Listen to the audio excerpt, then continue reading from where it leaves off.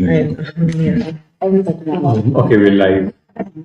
Hello and good morning, everyone, and welcome to the 8th February 2025 edition of the Saturday Preschool for Philosophy and Black Liberation. I'm sorry for the delay, we had some technical issues going on. But so today, as we entered the third week of the Trump presidency, we'll talk about the state of the revolutionary struggle today, the struggle for a revolutionary democracy, and we'll discuss it in the context of how we must understand the state and how we need a new theory of the state. So I'll pass it to Doc to begin. With The Chicago event. Oh yeah. So we also have an event in Chicago starting at 2 p.m. in Chicago. Central Time, 3 p.m. and which is 3 p.m. Eastern Time, which is going to be a screening of the Free School produced documentary on James Baldwin, and it's going to be screened in Chicago at this church called the Healthy Food. So anyone who's watching us from the Midwest, feel free to drop by in Chicago. I think we're going to live stream it too, are they not? Yeah, I think they're going to try. I'm not sure. They will attempt. They're going to try to live stream. Okay.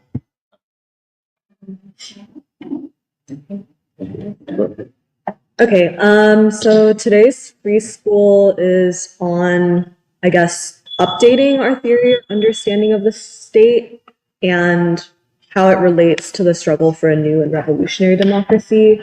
And I think we've been talking a lot about like current events and all the things that are going on. And there's a lot that happened this week, probably every week for the foreseeable future. And I think the current events do make it, I think, pretty clear, or at least increasingly apparent, that there is like an intense struggle for control of the state and its functions. And I don't think it's just about the functioning of the state with like US aid or like different federal agencies, but in some ways it's also an expression of a struggle over the question of democracy and governance of the state. And that's exemplified through like Trump, the individual, and his administration. And so I think you can see the struggle over the state in a lot of different ways, like budget cuts, like finding where the money should go for the budget, personnel cuts, and also in some ways the ideological priorities of what is the state actually responsible for and what is the state actually not interested in anymore. And so I think a lot of the news this week, I think, was about Elon Musk and like the Department of Government Efficiency. And so I think even this question of like, is our government efficient? What does it actually spend its time, money, and resources on? And amongst that, I think like the cuts to USAID, NIH grant funding and cuts, and then basically under the premise of cutting down the administrative state. And it seems like soon they're going to set their gaze on like the Pentagon also, which is pretty important. And so it's also, I think, that it's an ideological thing, which is saying that like diversity, equity, inclusion should be purged or at least censored, where it's no longer in alignment with what the state stands for. And then also, I think there's a massive flood of executive orders coming out. So it's also in some ways a question of like the relative power of the different branches and therefore how democracy should actually be carried out. And so this is a struggle. It's going back and forth a lot with judges, and it will come down to also like Congress struggles, where a lot of the judges are like pausing or rescinding or mandating that these orders can't be carried through. But I think although it looks pretty chaotic, in some ways I think we have to admit that this struggle has been premeditated and also planned pretty significantly over the last 4 years. But although it's been planned, it feels very new and in some ways like unprecedented. And I think the main way that we can understand that is that it is read and it feels, especially to like the middle upper class, as an attack on the status quo. And that attack, I think, gets felt as like a procedural grief, where basically the system of governance or the state has really incredible inertia. And we've talked a lot about the crisis of legitimacy of the state. And that's basically that if we actually sit and stand and question what's going on, there's not really a reason for things to be the way they are. But what really stands is just an inertia of, oh, well, things have been this way for so long, and that must be because of the consent of the governed, or it must be because these are democratic functions, because they've stood intact for as long as you can remember, as long as you can trace. And I think in a lot of ways, that's an ideological framing that I don't know is robust. But basically, the managerial class is like pretty hysterical over a lot of this. Like the New York Times every day, it's not just the news coverage, it's also all the columns, which are basically agonizing and questioning like what's going to happen. And I think a lot of that is because this class or that group really depends on that inertia and the presumed authority of that state of being or that state of governance for their position. And so there was an article about state capture by Tyler McBrien. And basically this was about I think the biggest news headline, which is that Elon Musk had access to the Department Treasury payment system. And so he had access to like pretty sensitive data, hypothetically like social security numbers, when he was not an elected official, like he had no confirmation process and he's just a random citizen basically. And so the question is, who exactly is running the federal government?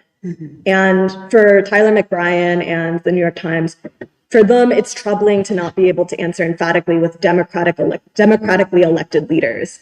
And then he goes on to say that basically this process is state capture. And that definition is when wealthy private interests influence a government to such a degree that they can freely direct policy decisions and public funds for their own benefit or for the benefit of their ideological fellow travelers.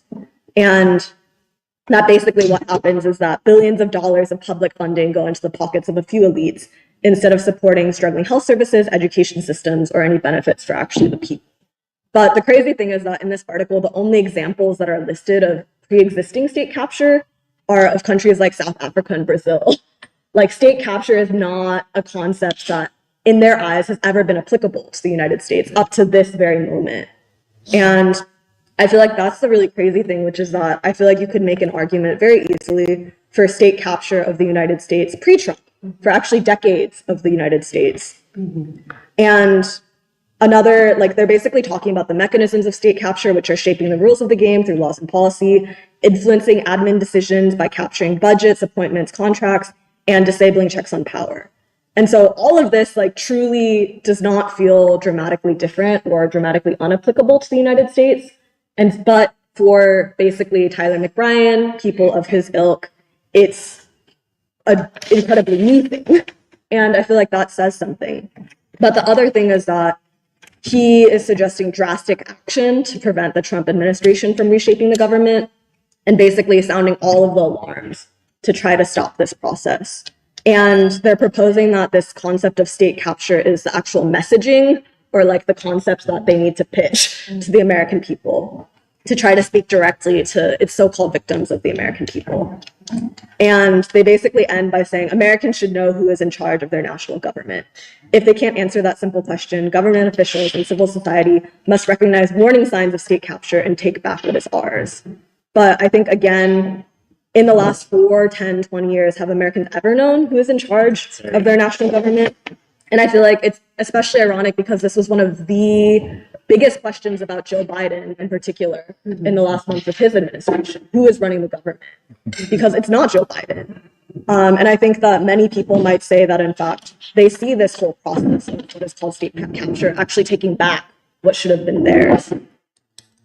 But I think in this like sort of hysteria amongst like these liberal elite, it's definitely, there's a prevailing idea that this period signals like the end of democracy or a threat to democracy, which I guess they've been saying for 8 years now. But for the first time, it's a genuine fear of the end of the liberal democratic state that this stands.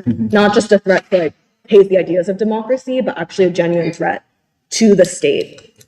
And I think there's a lot of consolidation around this ideological framing. Like there's a lot of consensus that it's the end of the liberal democratic state. And I feel like we have to diagnose that as coming from like fear, insecurity, actual panic. And the thing is that there's still a reluctance or an allergy to actually questioning what the appropriate functions of the state would be.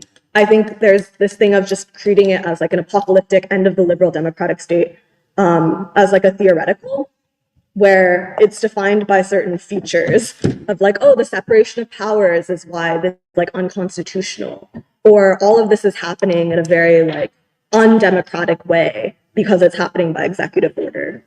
But I think, yeah, this existential crisis ends up being really like debated and argued in terms of features or rules or laws, that all of the changes that are being proposed or happening aren't happening the right way through the system of democratic rule, like liberal democratic rule, the way that it should, according to like the status quo that has been built up over the last like 20 years, maybe.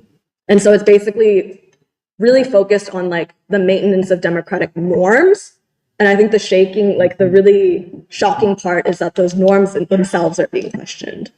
And I feel like I'm kind of skeptical of this argument in general, because I feel like the relative strength and the powers of the president are not like explicitly enshrined. And also different presidents have had very different like commands, different senses of that. And I feel like FDR is one example, like with the New Deal, he also did have multiple terms.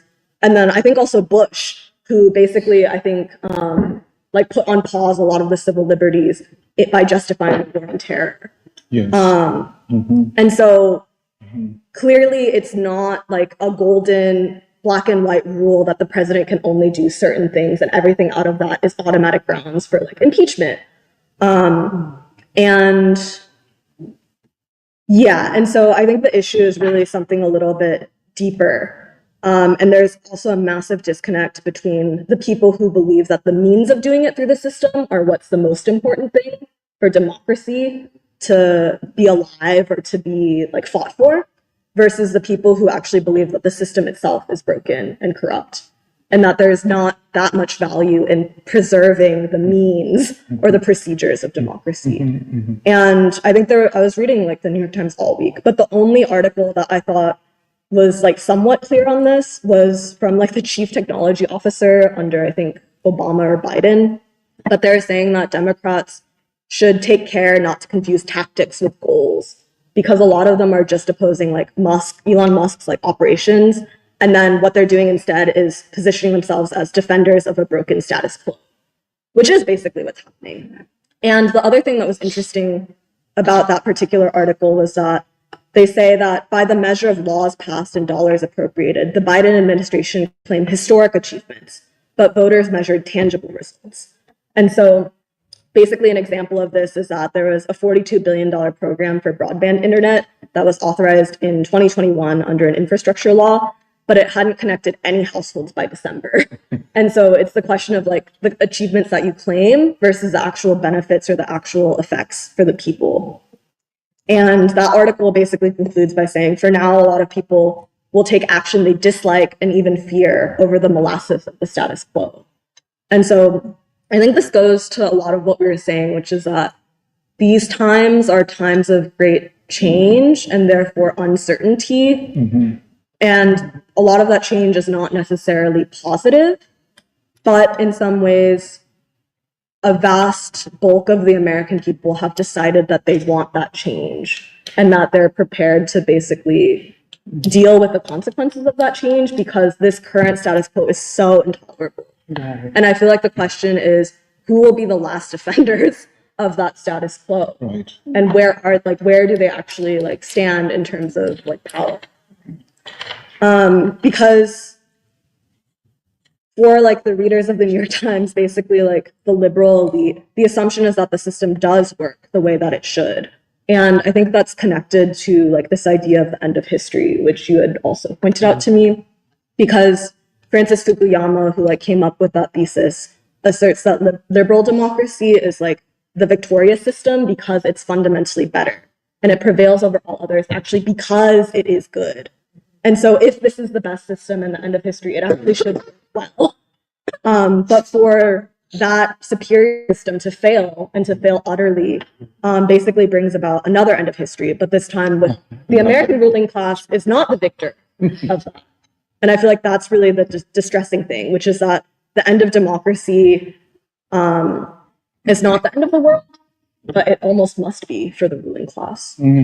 But I think from the view of the people, the system does not work. The system of the state, it does not work for them. And it doesn't matter how nice the theory of the state sounds, the liberal theory of like the consent of the governed and individual liberties and civil rights and all of that. It might sound good still. It may genuinely have been revolutionary in the past. But if we actually measure by its consequences and the honest assessment of the people on what those consequences actually are for them, it does not work. And perhaps it could work, but the fact is that it just does not.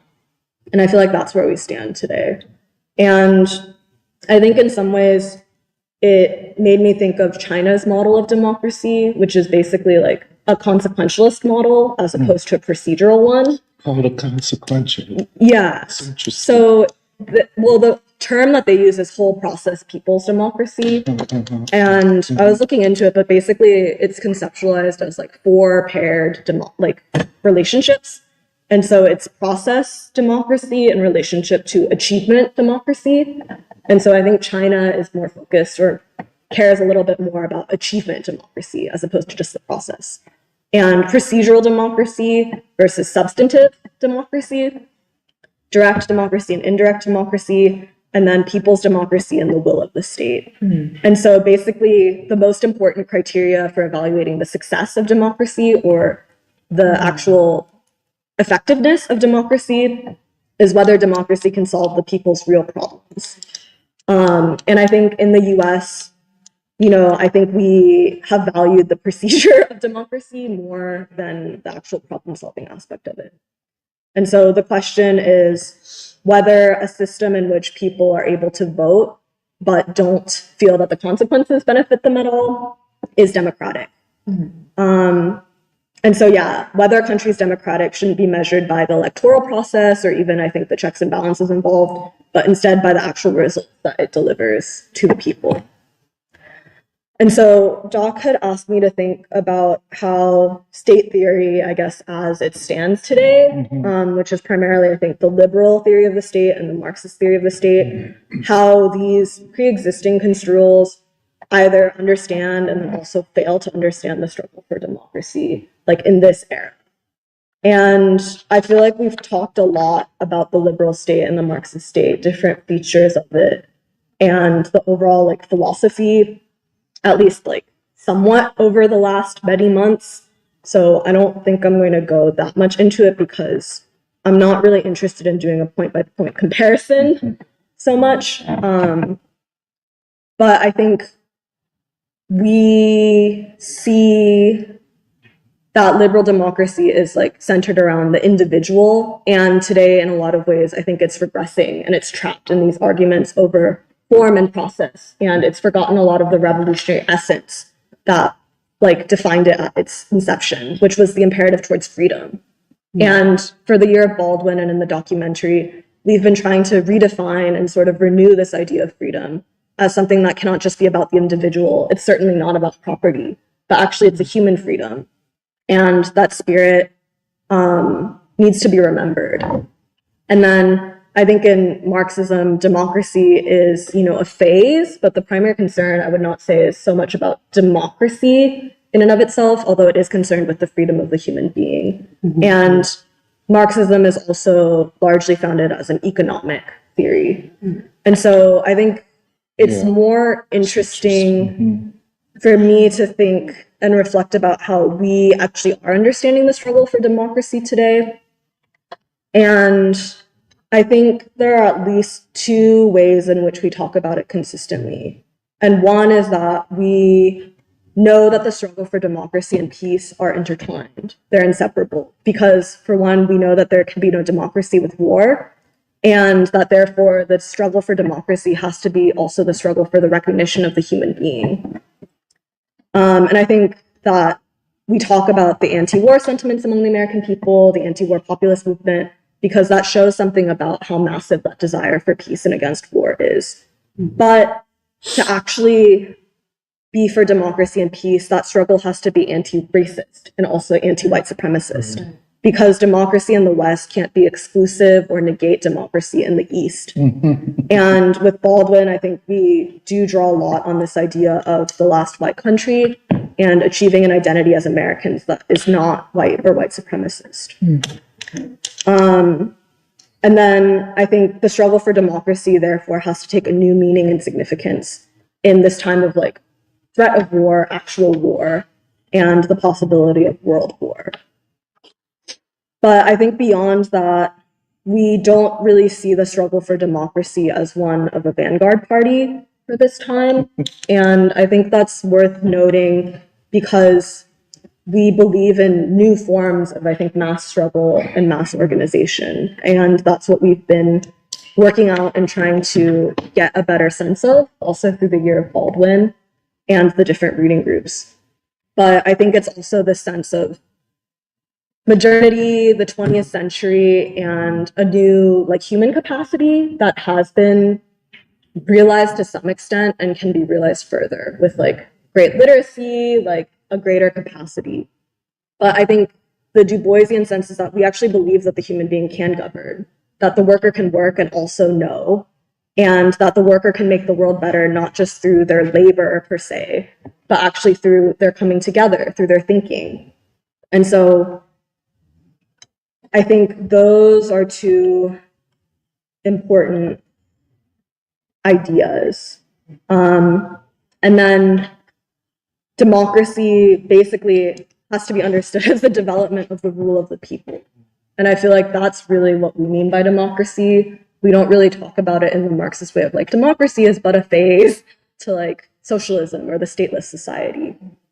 But I think then having touched on what our concept of democracy is, I think the next question is, what is the state to us?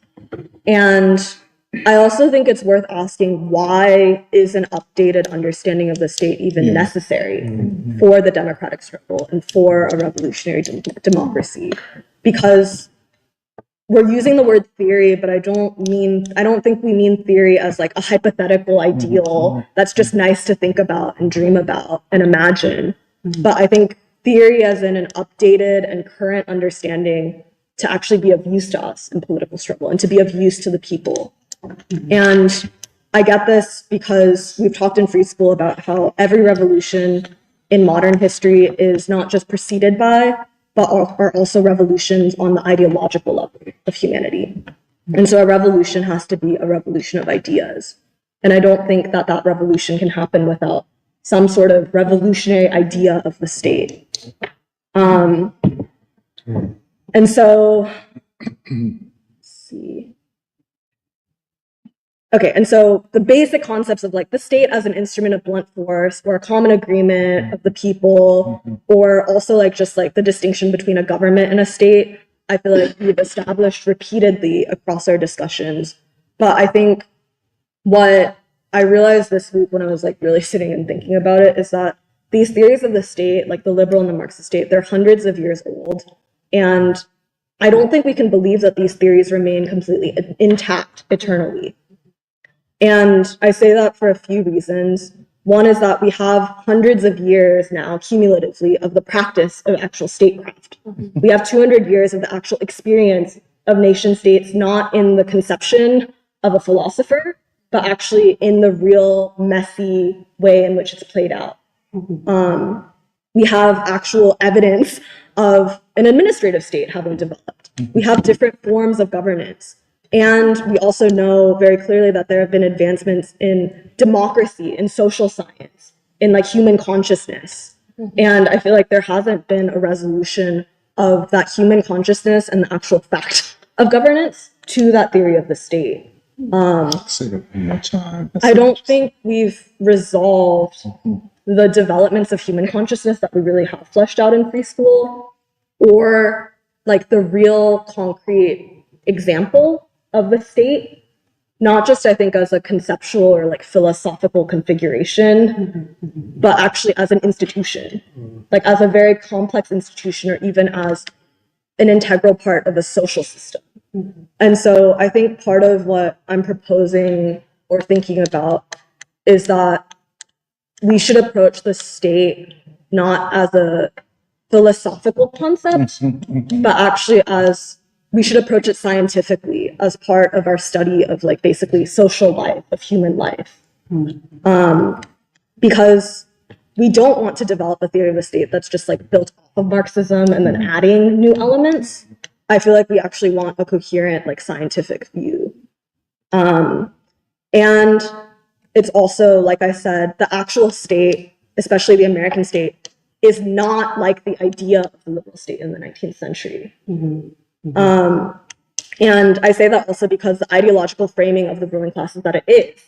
That basically this new state is a continuous line of development from that liberal state, and it conforms to those values, people still believe in it, and that's essentially the essence of it. And I really do not think that it is, but unless or until like we can actually know what that state truly actually is, I think we'll be like very behind, or at least at a very significant disadvantage. And so whatever theory or understanding of the state, like it is and will have to be developed from the concrete example of the American state today. And that is a problem that, if solved, would mean something actually for all of humanity. And it would not just be a contribution of like objectively moving the world closer towards peace and democracy, but it would also be a contribution of like knowledge, I think, of like, oh, like this is what a state actually is or can be. And it's also timely and urgent because the American state now is in this crisis of legitimacy, and you can see it sort of convulsing in on itself. And so I think it's also very dangerous. But part of what I was thinking about too is because in the Wednesday reading group, we were reading Science and Empire in Dusk of Dawn by Du Bois. And Du Bois is talking about his own journey towards science and the development of like his understanding of social science, which is very broad. And he talks a lot about how politics and economics, of course, were very important to his understanding of the world. But it's not that one of those like took precedence and then determined things for him. It was more that he was able to not just integrate, but actually understand the relationship of these different like layers. And I feel like it's useful to think about because in practice, like Marx's theory of the state was also developed through his lifetime. Like he was also trying to make sense of the events of his time, where young Marx has a different idea of the state versus Marx after like the 1848 like movements. And so if these thoughts or these theories that we take to be almost like eternal or just like classic were also the products of like dynamic movements in an era of time, like literally in the era of like a person's lifetime, I feel like that matters. And so I have like 2 or 3 questions to try to just think of this, like think about the state, like with a more scientific approach. And I think one is just like, what actually is the state now? How do we know it? And how will we make sense of it? And I feel like we've been talking about the state for multiple years now. And so we do have like an understanding of what the state is, like what it does. Like we've been understanding like these new and somewhat grotesque phenomena that have especially developed after World War II, which is like the permanent security state, the administrative state, which is like this 4th branch. There's a state that is not elected or appointed. There's basically an entire force of like career federal bureaucrats spread across various agencies, but I feel like especially like the CIA and the Pentagon. And this huge emphasis on national security, I also feel like is a pretty new-ish phenomenon of the last century in particular. And we also ask, like, what is the relationship of the people to the state today? And that matters because the state, in theory, is the consent of the governed. But basically, there's this immense conflict, which I feel like is like exemplified in a lot of ways by the populist movement, but also by the great dissatisfaction of the majority of Americans, where there's, in some ways, like a global elitist cosmopolitan force, which is like the globalist, like neoliberal faction, And then there's the vast majority of American people who do not benefit from and never wanted those priorities. And I think that that split is also important because the American state is not just a domestic state with sovereignty and jurisdiction over the American borders, but it's also a state that projects and governs and rules the rest of the world without any of its consent. And I feel like that bends a lot of what we had been thinking about, or like what we might initially think of as a state. And the relationship of the people to the state also matters because one of the demands of many people, like the populist movement, is also the deconstruction of the administrative state. And so I think you see this conflict of basically not just of individuals or classes that the state then would step in and resolve, but actually of the massive bulk of those who would be governed by the state with anger or with conflict against the state itself. And then I was also just thinking about what are the powers and also the limits of the American state as it stands. And it's kind of hard to think of what the limits are, but at least in terms of the powers, we know that there's like the brute force of military hard power. There's also the economic force, which is used through like sanctions and also the budget. There's the productive capacity of the United States. There's the human capacity of the United States. And I think there's also the knowledge or the ideology of the state. And I feel like the last two are the ones that are the most like in our wheelhouse, but also in some ways the newest ways of thinking about the state. And I feel like we also are only really asking what is the state today, because in some ways we want to know what would a revolutionary democratic American state actually look like and how would we know it. And I don't think we can know all the answers of that like off the bat or even now. But I feel like we do know that it would be like peaceful. It would not like it would actually have to like deal with the interests of the governed, and also that it would have to be developed like through the democratic struggle. But I feel like one of the last things, and then it's also like basically how vast is the difference between what the state is now and what a revolutionary democratic state would look like, and how do you actually bridge that distance? Where I feel like it is a question, like, is there any way to reform or fix the state as it is now? Or does it just have to be broken and totally built in a different form? And I feel like the fact that 70% of Americans like want change, like 15% of them want really significant change.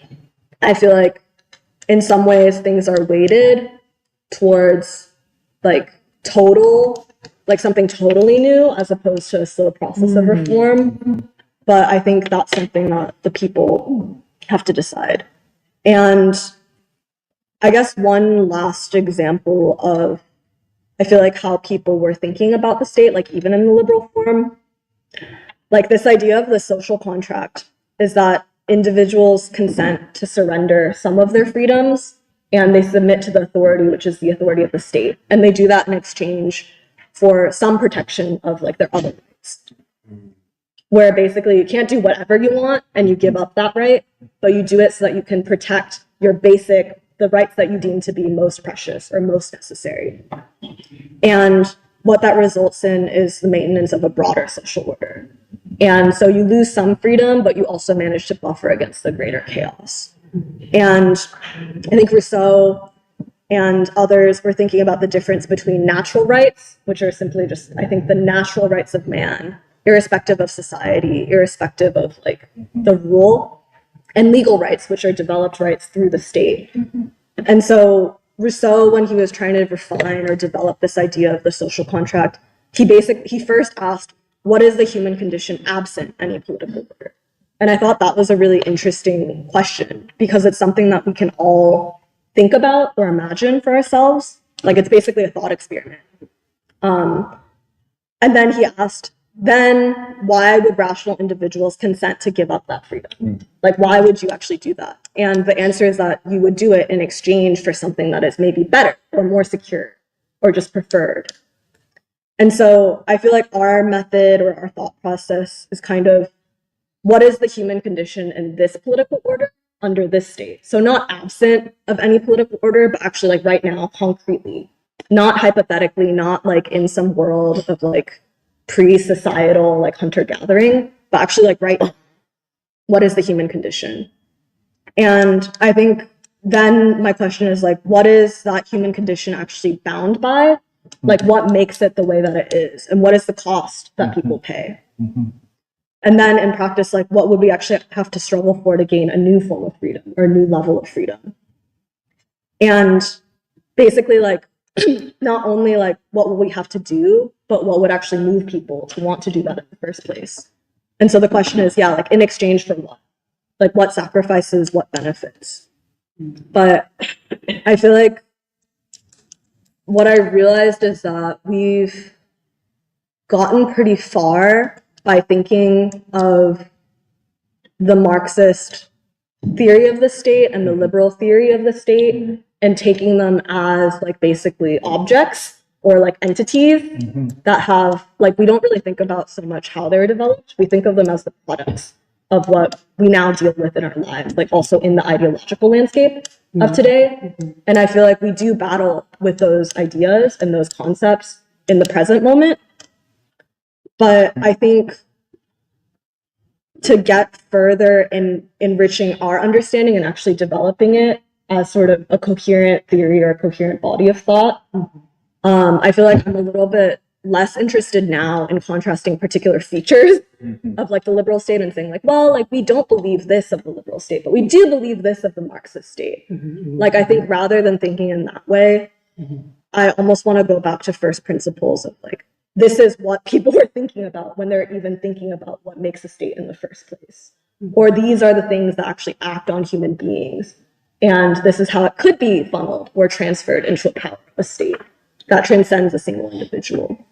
And so I actually think that our foundation in like Du Boisian science and like basically ascending to the concrete is a useful way of like explicitly defining our approach to the state.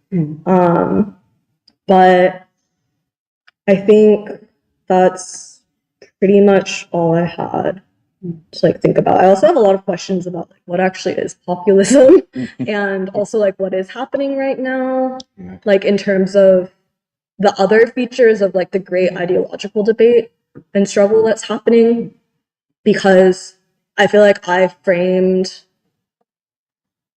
the like current event stuff basically as like there's a vast struggle happening within the state, but I also think there's a lot of other stuff happening within that. So, oh, and then I guess the last thing is that we had talked about this idea of Trump or the Trump administration having a theory of the state that it is now trying to carry out or experiment with or push for. And so I think a lot of what we're seeing is basically the struggle, between the Trump team's concept of the state and then like the deep state, liberal state apparatus. But I do think that our understanding of the state is pretty distinct from both of those. And so I feel like that's another area of like conversation. But yeah.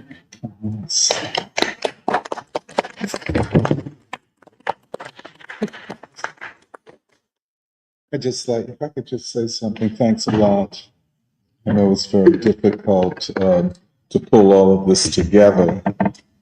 I appreciate the fact that you don't want to proceed from theory, you want to proceed from the actual reality that we're facing right now. And, I agree with that. But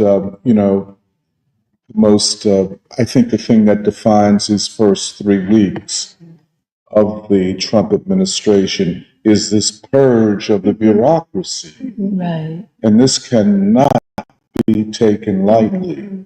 This has never been done in modern times. To purge the bureaucracy is to purge, or parts of the bureaucracy, is to purge that which defines and holds the state together, that makes the state a concrete reality in the lives of people.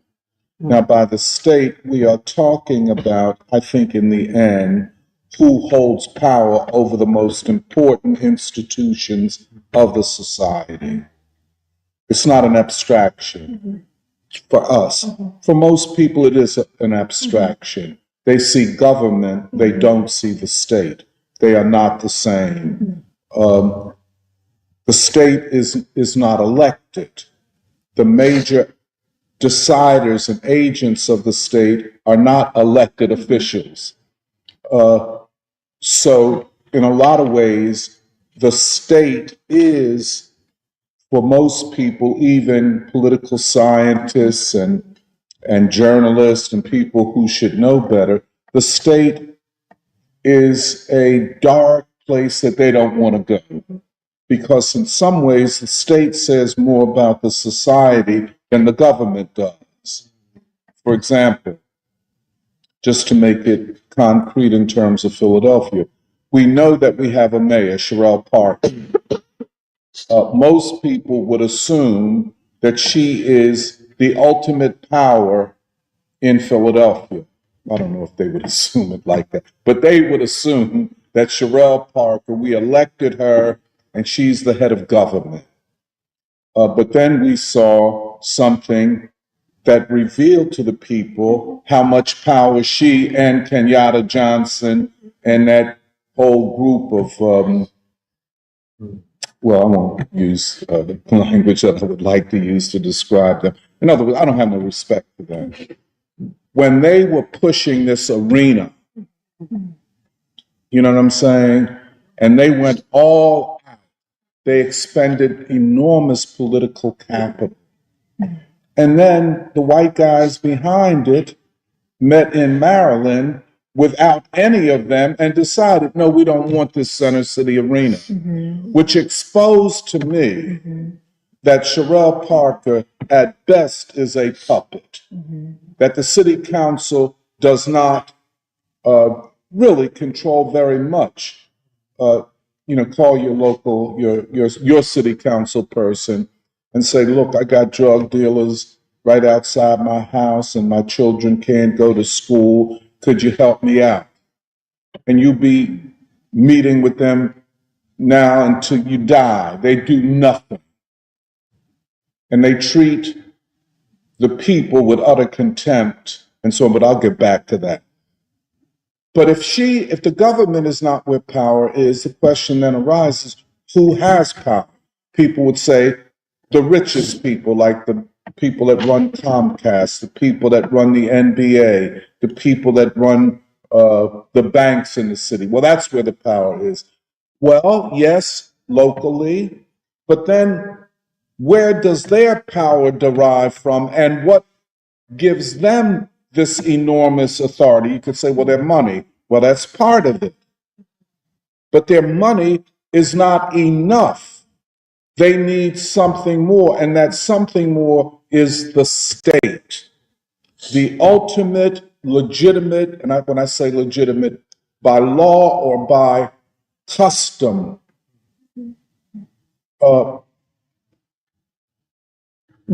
residence of ultimate power. That is the power to kill, the power to really to decide. And by the power to kill, it's a very important one. Just like you take the death penalty, the state can do something that if any of us did, it would be considered a crime. But the state can execute people, which is an indication of its having the ultimate power to exert force in society.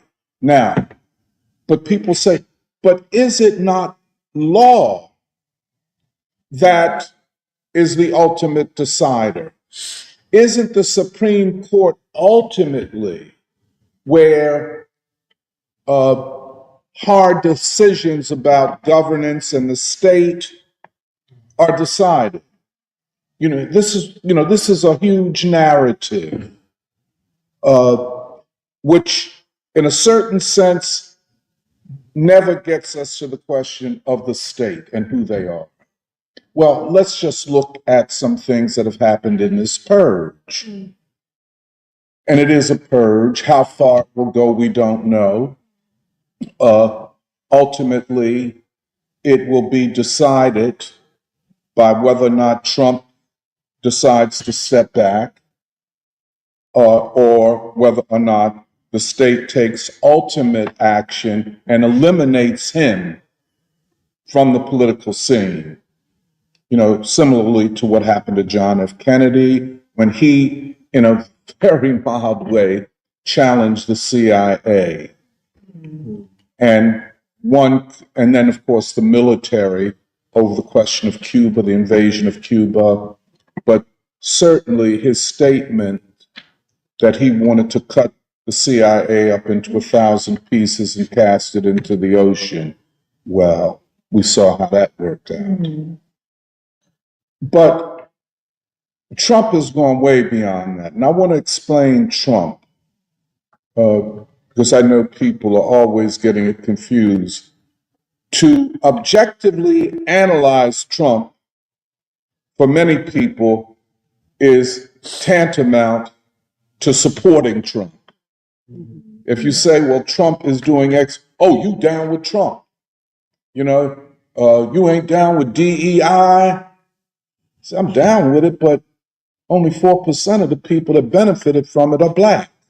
So it ain't no thing of happy days are here again. I mean, most people don't even know what DEI is unless you got a job through it, But but at any rate, we have to analyze, I agree with you, Nuri, this phenomenon at this time in the history of the United States. And I agree with you completely that the state that was formed out of the American Revolution in the 1780s and then the Constitution that defined things is not the state that existed after the Civil War and the freeing of the slaves. And it is not the state that emerged in the moment of the Cold War. And what we're saying is the current state is an 80-year-old set of institutions. It is based upon fighting the Cold War. It is based upon all of this intelligence, the CIA and the FBI being deployed against American citizens. It has to do, with the imprisonment of people who would dissent, the execution of the Rosenbergs over this alleged they're sharing secrets of the atomic bomb with the Russians. It's like saying that Microsoft or OpenAI shared secrets about AI with DeepSeek. No. I mean, but the assassinations of leaders such as Martin Luther King and Malcolm X. That was the state, if you want to know. But that is the Cold War state. That dissent was viewed as betrayal and being a traitor. Dissent, especially that question the policies of the state. And this is very important. The policies, Martin Luther King did not call for the overthrow of the state. He questioned the policies of the state, especially as relates to the rights of Black people and war and peace. And one could add poverty. He questioned what the state could do and should do. He did not question whether the liberal state should be replaced with a more radical state. He was only 39. I would suggest that he may have been on the way to doing that, given the honesty of him. But dissent was illegal. And the Supreme Court, the Senate, the Congress, none of that made a difference. They all bent to the so-called national security policies of the country. And I don't think any of you have experienced that. You know, what you all have experienced is you all have lived all of your lives in the throes of a counter-revolution. And most of your generation knows nothing different. And and it's been normalized through pop culture, through other distractions, through the Super Bowl and football and celebrity. Don't worry, don't worry about anything serious because the Eagles are in the Super Bowl and everybody can get drunk, and eat wings, chicken wings or some shit. Don't worry about nothing. Beyonce has gotten more Grammys than anybody in history. Aren't we an equal society? Don't worry. Kendrick Lamar is going to perform at the Super Bowl. Well, that's your generation. To shut you down, to cut you off from history and from any serious engagement. But it's for most American people. The state and its major agents, by agents I mean the deciders, the main players in the state, must have a narrative that gives them legitimacy. What this last election and what these last few years have indicated is that the state has lost legitimacy. Anywhere else,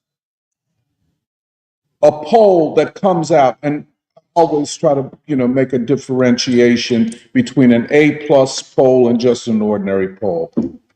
A New York Times poll is considered like an A+ poll, more reliable. When they come out and show that 70% of the people say the government or the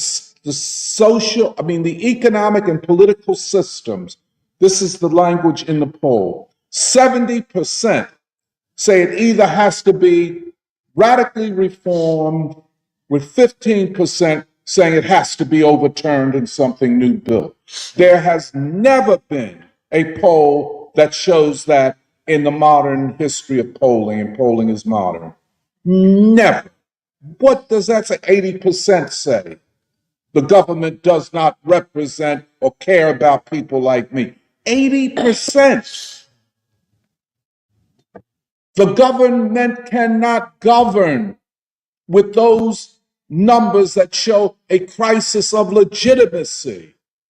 The people, without a revolutionary movement, without any of that, have concluded, based upon their own experience, that their government is against them. Think about it.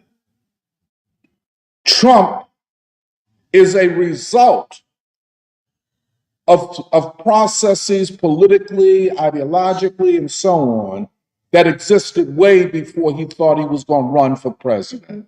So the Democratic Party, which I want to come to, which wants to argue that this is all Trump, he's a threat to our democracy. Well,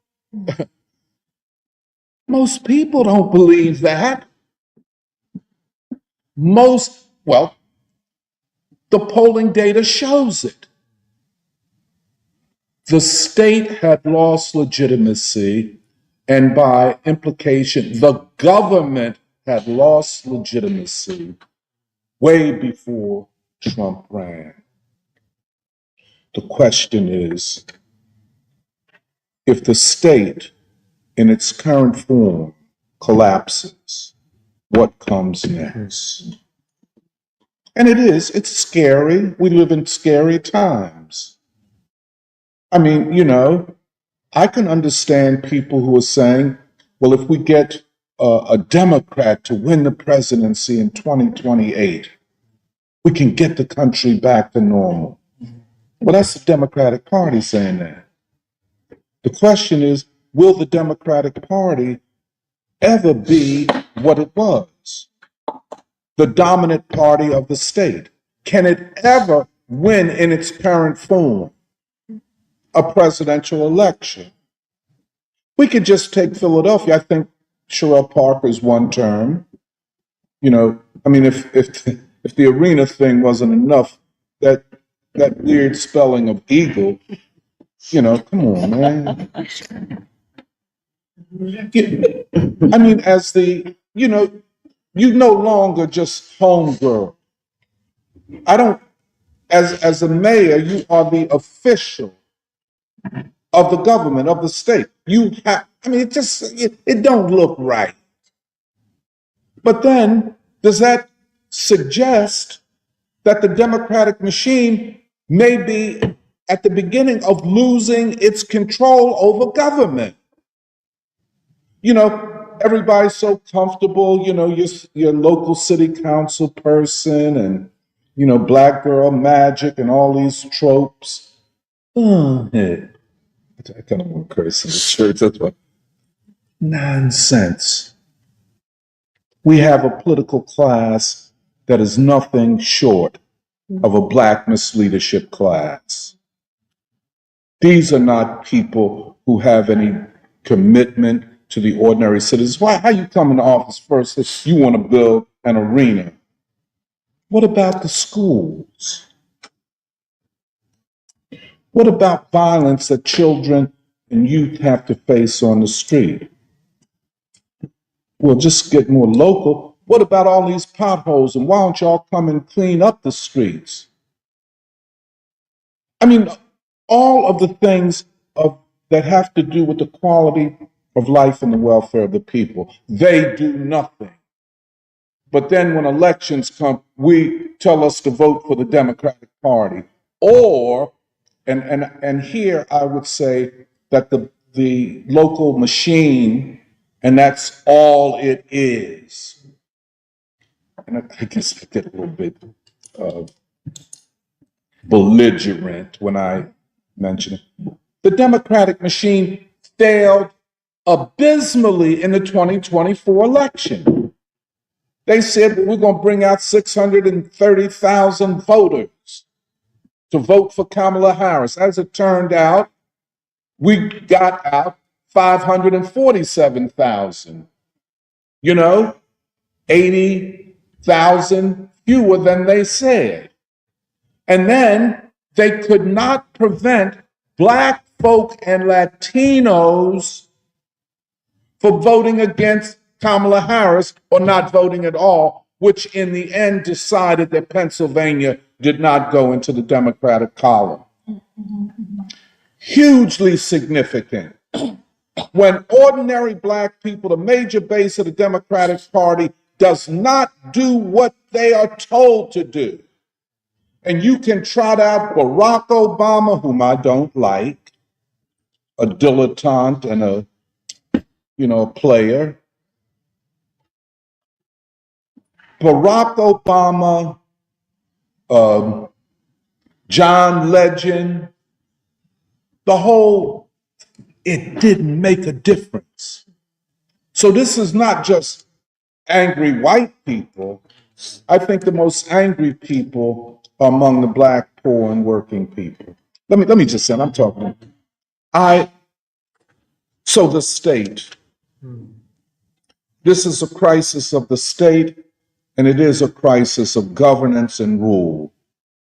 Can this country be governed without a minimum of consent from the people, which it does not have?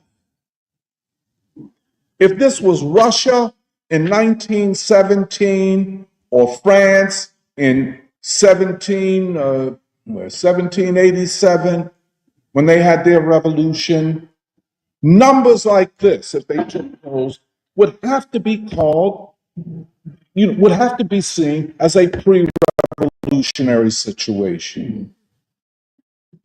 frankly, when you look at these purges, again, we don't know how far it's going. For example, people say, well, Trump is taking revenge. He has appointed his nominee to head the FBI. Now, if anybody thinks the FBI is your friend, I have a history of the FBI. You know, the FBI is not, they say, well, the FBI tracks down dangerous criminals and brings them to justice. The FBI does X, Y. Well, not really.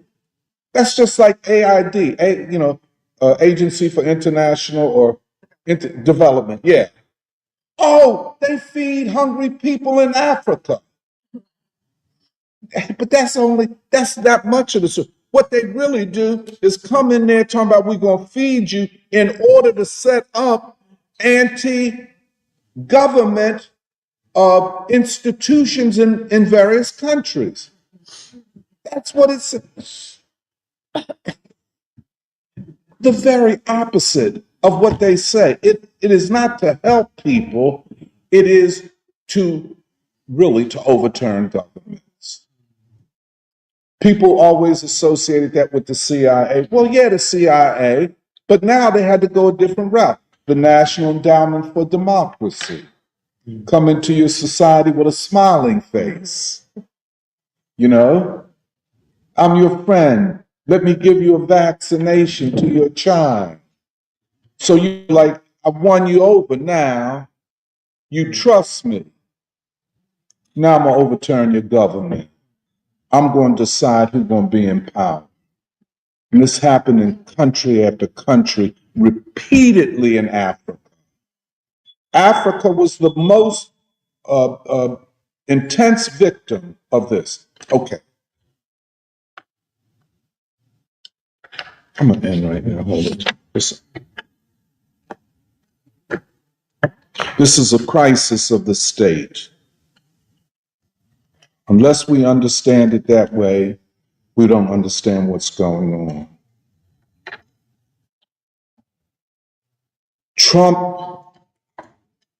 Trump's theory of the presidency is rooted in this idea of the unitary executive, that the president is all powerful. And here's the thing, and this is where the constitutional question gets expressed. Do checks and balances include the presidency? In other words, does the House of Representatives check the executive branch? Does the House and the Senate together, through their, and we hear this, their power of the purse, do they check the executive? Or is the executive more or less all power? And that's the theory of a unitary executive. Back in the days, they called it Bonapartism, named after Napoleon Bonaparte. I am the state and the state is me. You see what I'm saying? Where the state is concretized in the person of a Napoleon. Now that's an old theory, it goes back to the Middle Ages and the dynastic state where the Tsar or the emperor would make the claim that I am the state and my legitimacy to rule comes from God. That's why in the U.S. situation, and this is what is a very important part of the American Revolution. Anybody says it's not, they don't know what the hell they're talking about. The separation of church and state, the right to dissent, the right to speech. If you don't separate the church, you make one institution of ideology over determining of other things. So if my legitimacy comes from God and the representative of God on earth is the Pope or the cardinals or whoever, the church, will be done differently in China, by the way. then I am saying that one set of ideas have dominance over all other ideas. So you can have dissent as long as you don't challenge the church and hence the state. What the American Revolution, not only separating from England, but separating the church and the state, which is, and then, the First Amendment being freedom of speech, protection of speech. Now, the 10 Amendments come after the Constitution. They are amendments, they are add ons in the face of a popular resistance after the American Revolution by people, ordinary people said, hey, man, I ain't got no rights. What about, my Fourth and Eighth Amendment rights? That is habeas corpus and all that. You just can't arrest me and hold me without charging me. All of that are add-ons, addition, just like the post-Civil War amendments, which expanded citizenship. You dig what I'm saying? It's very, and so you can't just, and I agree with you, you just can't throw everything out. The bourgeois state, the liberal state, was an advancement and still has features that must be respected. That is, the rights of the citizen. Citizen ain't had no rights before these bourgeois revolutions. You know what I'm saying? You could say, well, they all white people in Europe. Well, yes, they were. But let's say a white man in Europe find a cure for cancer. I ain't going to take that because that's a white thing. I'm going back to, that's what they call nihilism and bullshit. But this idea must be preserved. And I agree with you, with an expanded understanding of who the basic element of society is. Is it the individual or Baldwin's human being? So legal rights then become human rights in the larger sense, which then shifts the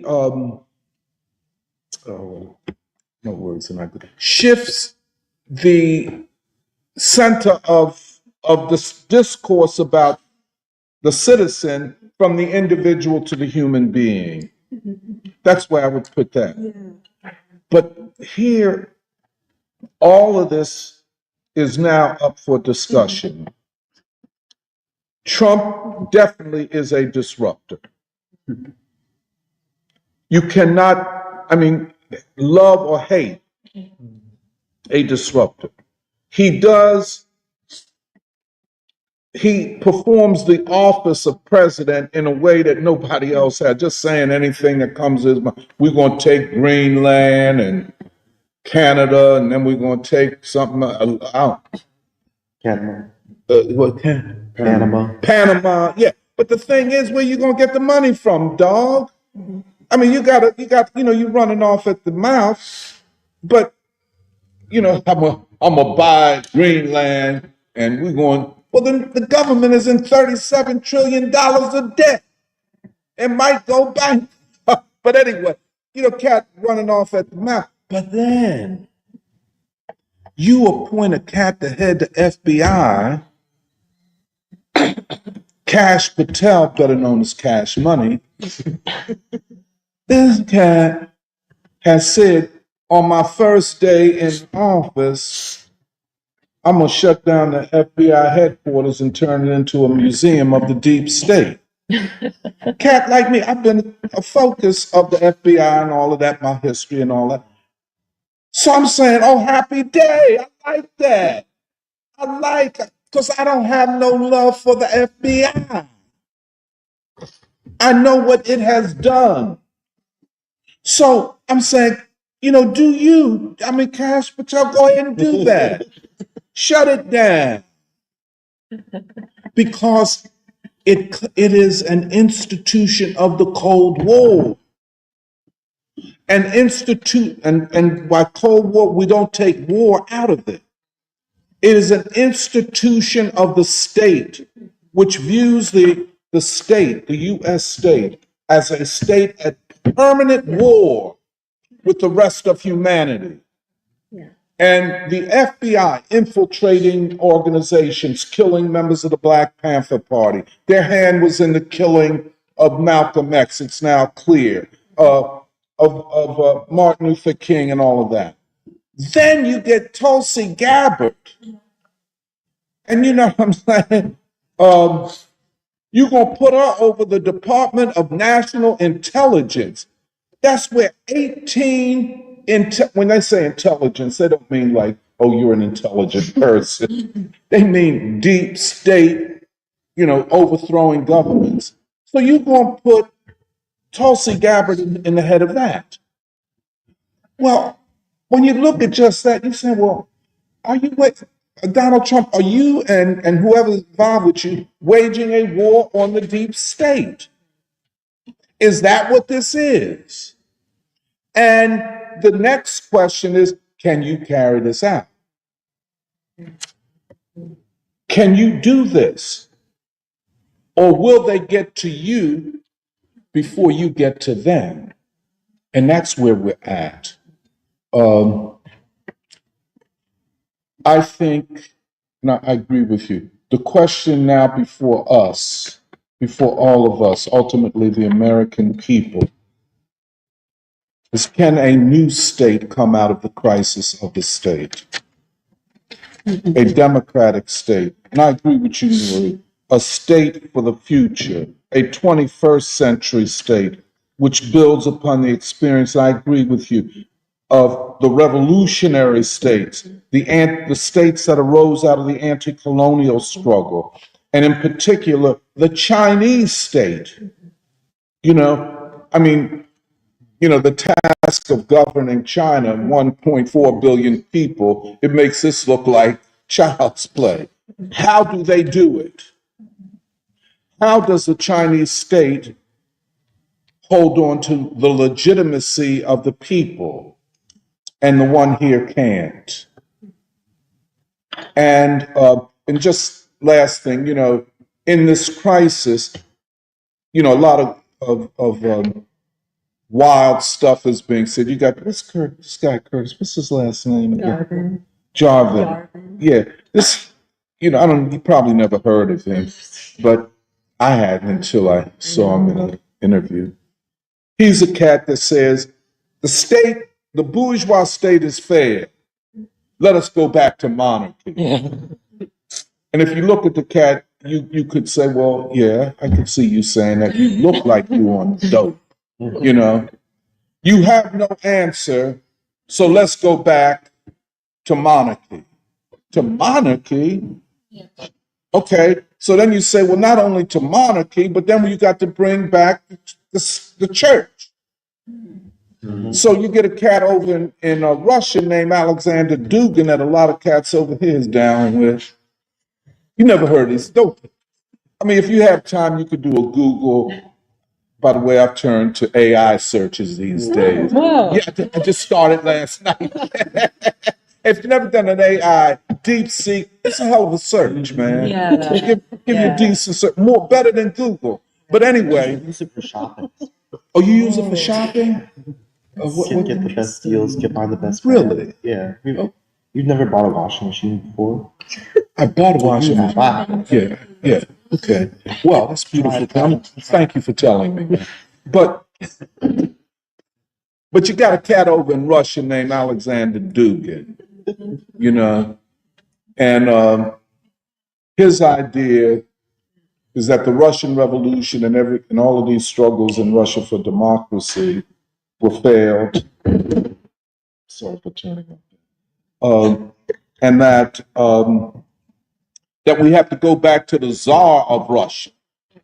The Tsar, because the Tsar represents these long-held cultural and civilizational values of the Slavs. You know what I'm saying? And so you get this cat, Kurt Yarvin.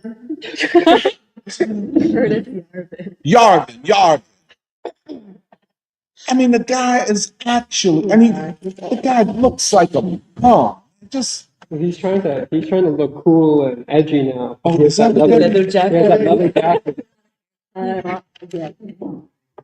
Okay. Yeah, man, but everybody got to, even ahead of Nvidia, yeah, he's a Taiwanese, and he trying to look edgy with the leather. Everybody got to have leather and all that. But anyway, Oh no. yeah. But all I wanted to say is, in the midst of such a crisis, all kinds of people are going to come out talking trash. That's why podcasts are all over the place. It gives everybody the opportunity to talk trash, And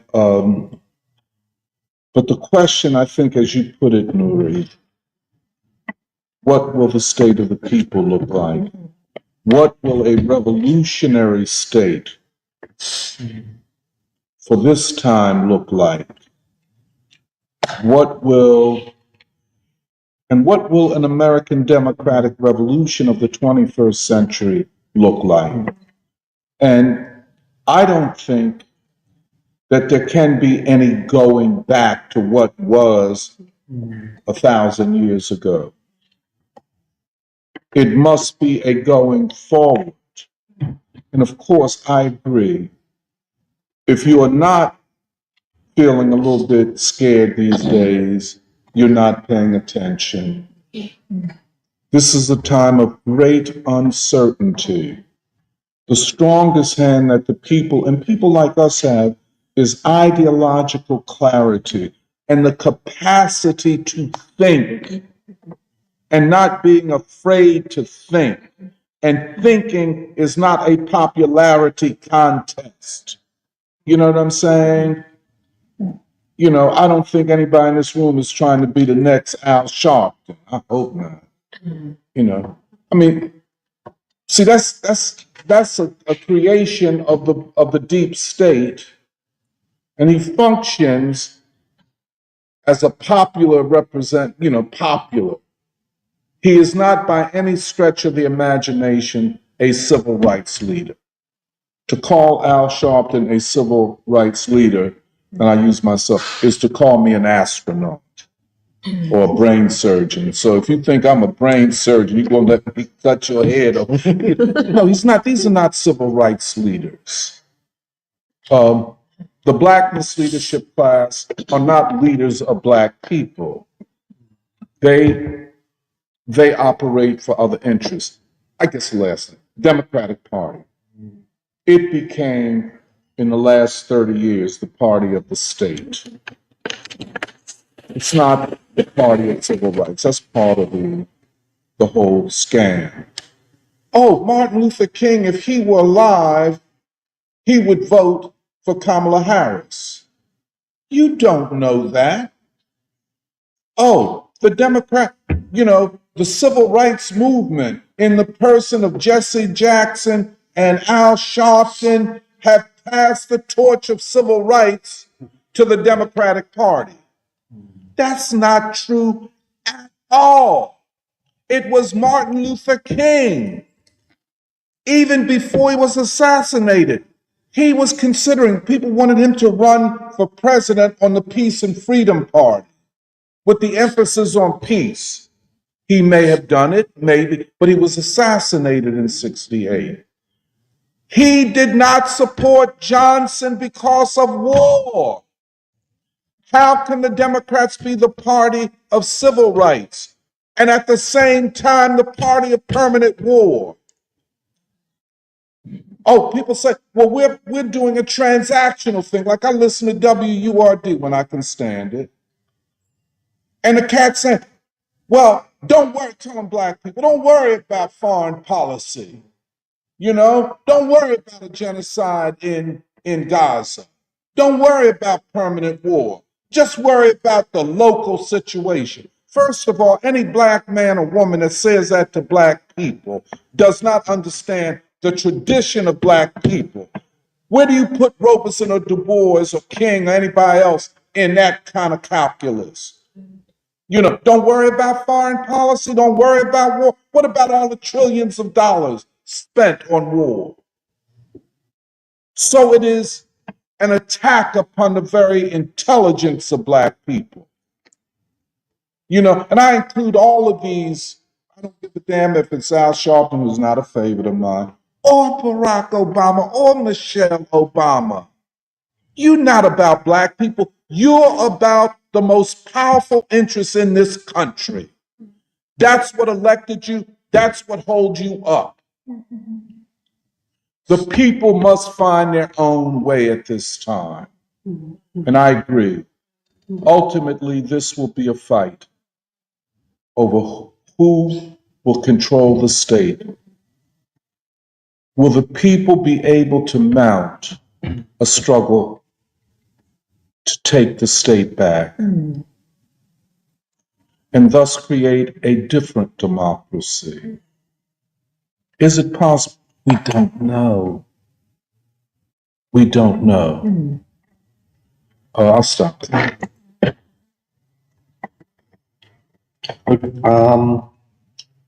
I was thinking about what Nuri was saying because she illuminated the state capture concept in that New York Times article. And I was moved by the article because the article talks about, you know, what's going on in the present day.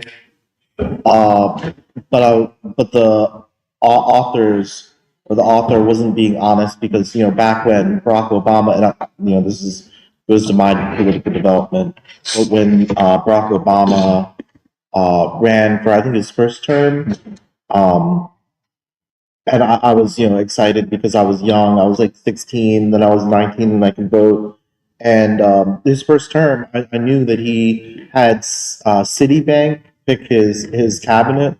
And so I was confused by the article because I was like, you know, why aren't the authors talking about this? Why isn't this considered state capture? And, you know, how long has the state been captured by elite interests? And then I was also talking at work to my coworkers about, you know, what's happening to the state, you know, right now and all the abuses, especially the FBI and the CIA, and the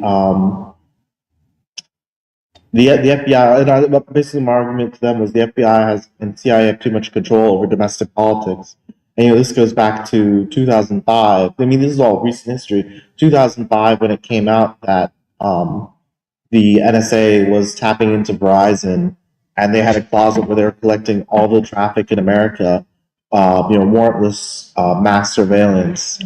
And we've known about this. And then in 2005, the editors of the New York Times met with the Bush administration, and the Bush administration said, you know, please don't report this. And they didn't. And there's just too much interference by those departments in politics, and that should be explicitly illegal. And then, you know, finally, it came out that Deep Throat, the source that leaked against Nixon and basically cost him his presidency, was a FBI agent. And, you know, he announced this recently.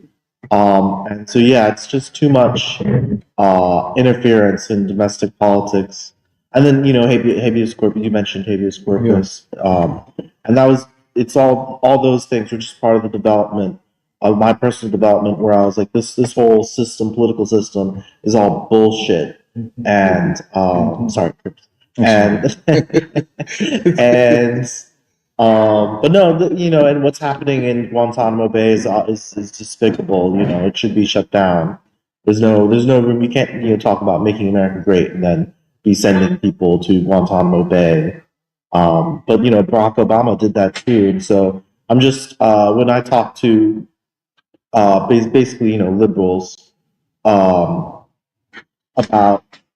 Obama, they're not honest about all the things. And, you know, Obama assassinating American citizens with drone strikes, not just, you know, the citizen, al-Awlaki, but then his family, going after them as well. You know, his niece and his son, when they were children, in Yemen, a country they hadn't declared war in.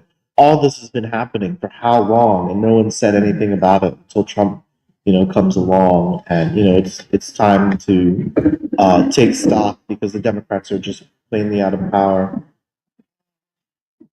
And then, yeah, well, I was going to say that, Trump invited all these Silicon Valley tech people to his inauguration. And I was listening to an article of Steve Bannon with Ross Do That. And I don't know how to say his name. Doubt that. And he talks about the things that Trump had to do, the factions that he had to make alliances with to get his agenda on the table. And right now it's the Israeli people, because we've talked about how sometimes Trump will be posting interviews on Truth Social, being critical of Netanyahu. But then when he came and met, and they talked about, Trump wants to annex Gaza, and Netanyahu says this is a great idea. But we actually really don't know the contents of their meeting, or what they said, or why Netanyahu would basically collapse his own government and sign this ceasefire. But I've just seen a couple interviews where, like, Steve Bannon, and there's another interview with Mohammed Morandi where he talks about, right now Trump's priority is to get these confirmations through, and he's doing that by allying himself with the very powerful Israeli lobby and the section of the deep state that supports Israel, which we know is, very, very powerful, very deeply entrenched. Mm-hmm. But he's allowed to do these things like, route, USAID, and probably get Tulsi and Cash Patel. Yeah. I think, yeah, I like this discussion. I appreciate both of you guys. I appreciate both of you guys for giving like an intro, because I think I like this phrase that Lenin uses in State and Revolution, where he's like, this question of the state has passed from kind of like abstract discussion to practical politics. And I think that is not to negate the need for theory, like an actual theory, but it has to be something that actually speaks to, like, yeah, literally the period of history that we're living through, the changes in society that we're seeing. And if it doesn't actually speak to that, then it's useless and it has no function other than for, yeah, again, like abstract discussion and hypothesizing. And I think, yeah, like I know that. Well, I appreciated also your kind of assessment of, like, on the one hand, you can evaluate the actual, like, different components of state theory, whether in Marxism or in liberalism, also with different kind of philosophers and figures. But it's also the question of, like, how did they even develop that theory, like out of what historical condition and what historical crisis did that theory emerge out of? And it's interesting because, like, I really do like State and Revolution by Lenin, because it's like, it's a very it's not even because I, like, yeah, quote unquote, agree or disagree with whatever, but it's like, for instance, when Lenin says the state is, I think, like, the term he uses, like, the state is, like, quote unquote, special bodies of armed men, right? But it's also the product of, it is, like, not a force that stands above class conflict, but he's like, the state is literally the product of the irreconcilability of the conflict between classes. And then is therefore that body, that special armed body, which defends the interests of the ruling class. And I feel like part of my intuition of, like, even why he's kind of framing it that way is because he's, like, literally, you're on, like, the precipice of what becomes the Russian Revolution, and you're dealing with, one, the collapse of the Tsarist state, but you're also dealing with, like, a kind of this kind of, like, half-baked, to my understanding, like, bourgeois thing that was attempted to be formed out of the collapse of the Tsarist regime. And Lenin's basically saying, you are illegitimate, and you have no, basically, by saying, like, oh, your state is really only, like, a state of oppression, he's essentially making the argument that, like, you have no legitimacy to rule, both to the Tsarist regime, but also to the bourgeois state that is attempting to assert itself in the wake of the collapse of Tsarism. And I think, I don't know, that's just very interesting, because I feel like that is a lot of the kind of situation that we're facing, even if our answer to it is not the same that Lenin's is, I think it's still kind of interesting to see ourselves like as like drawing from not even like the actual like the theory itself, but the kind of historical process in which one necessarily must develop like new ideas to actually address like an actual reality that people are living through. And I think for me, a lot of the kind of questions that emerge out of that is like, I guess, because I feel like we can't, like, even while we're saying like, okay, like we're not really trying to just be like, I agree with this thing or I disagree with that thing from like the previous theory. I do feel like there are kind of patterns of thought that one gets because of this long legacy of, you could say, like this, like, yeah, the Russian Revolution, but also like this long legacy of liberalism, which I do think patterns are thinking in certain ways. And I'm interested in like actually like figuring out like exactly like how we think and like where it draws from. But for instance, this question of like what Lenin puts on the table of like the state is not something which stands above classes, but is exactly an instrument for a particular class to rule. I feel like is very interesting to me in part because it's also connected to this thing of like, it seems like our understanding of the contemporary American state is, well, actually, this is, I guess, a question we have of, is it the state itself that rules, or is it the state still that is an instrument for, let's say, like a handful of elites to rule? And I don't know, I feel like that's a This question is that a very, see, when we Yeah. say it is an instrument of a class rule. Yes. So the question is, are Sam Altman and, the tech people, Right. are they ruling, or is the state? See, this is a very important question Right. because the state may be above society. It may be. In some ways, it seems that it is, which makes it even less democratic. Does that make? I don't know whether I'm making sense. Okay, yeah, but I guess to go into it further, like why, for instance, okay, so like let's say the actual like concrete institutions that we're talking about, Mhm. like the CIA, all of the intelligence agencies, also the kind of the agencies like USAID, which are basically the kind of propaganda and management arms of the like American imperialism, but also not just that, but like the mainstream media. I'm kind of guessing, Can I ask kind a of, question? but like I Just guess as a my thought question is like why, Yeah. But see, why see it as something which is above society well, rather let me than give you an something which example. embodies the rule of a particular Yes. class? Well, okay, you could say the billionaire class Yeah. has abdicated its responsibility to rule and turned it over to the state. In other words, the state rules more or less on their behalf. You see what I'm saying?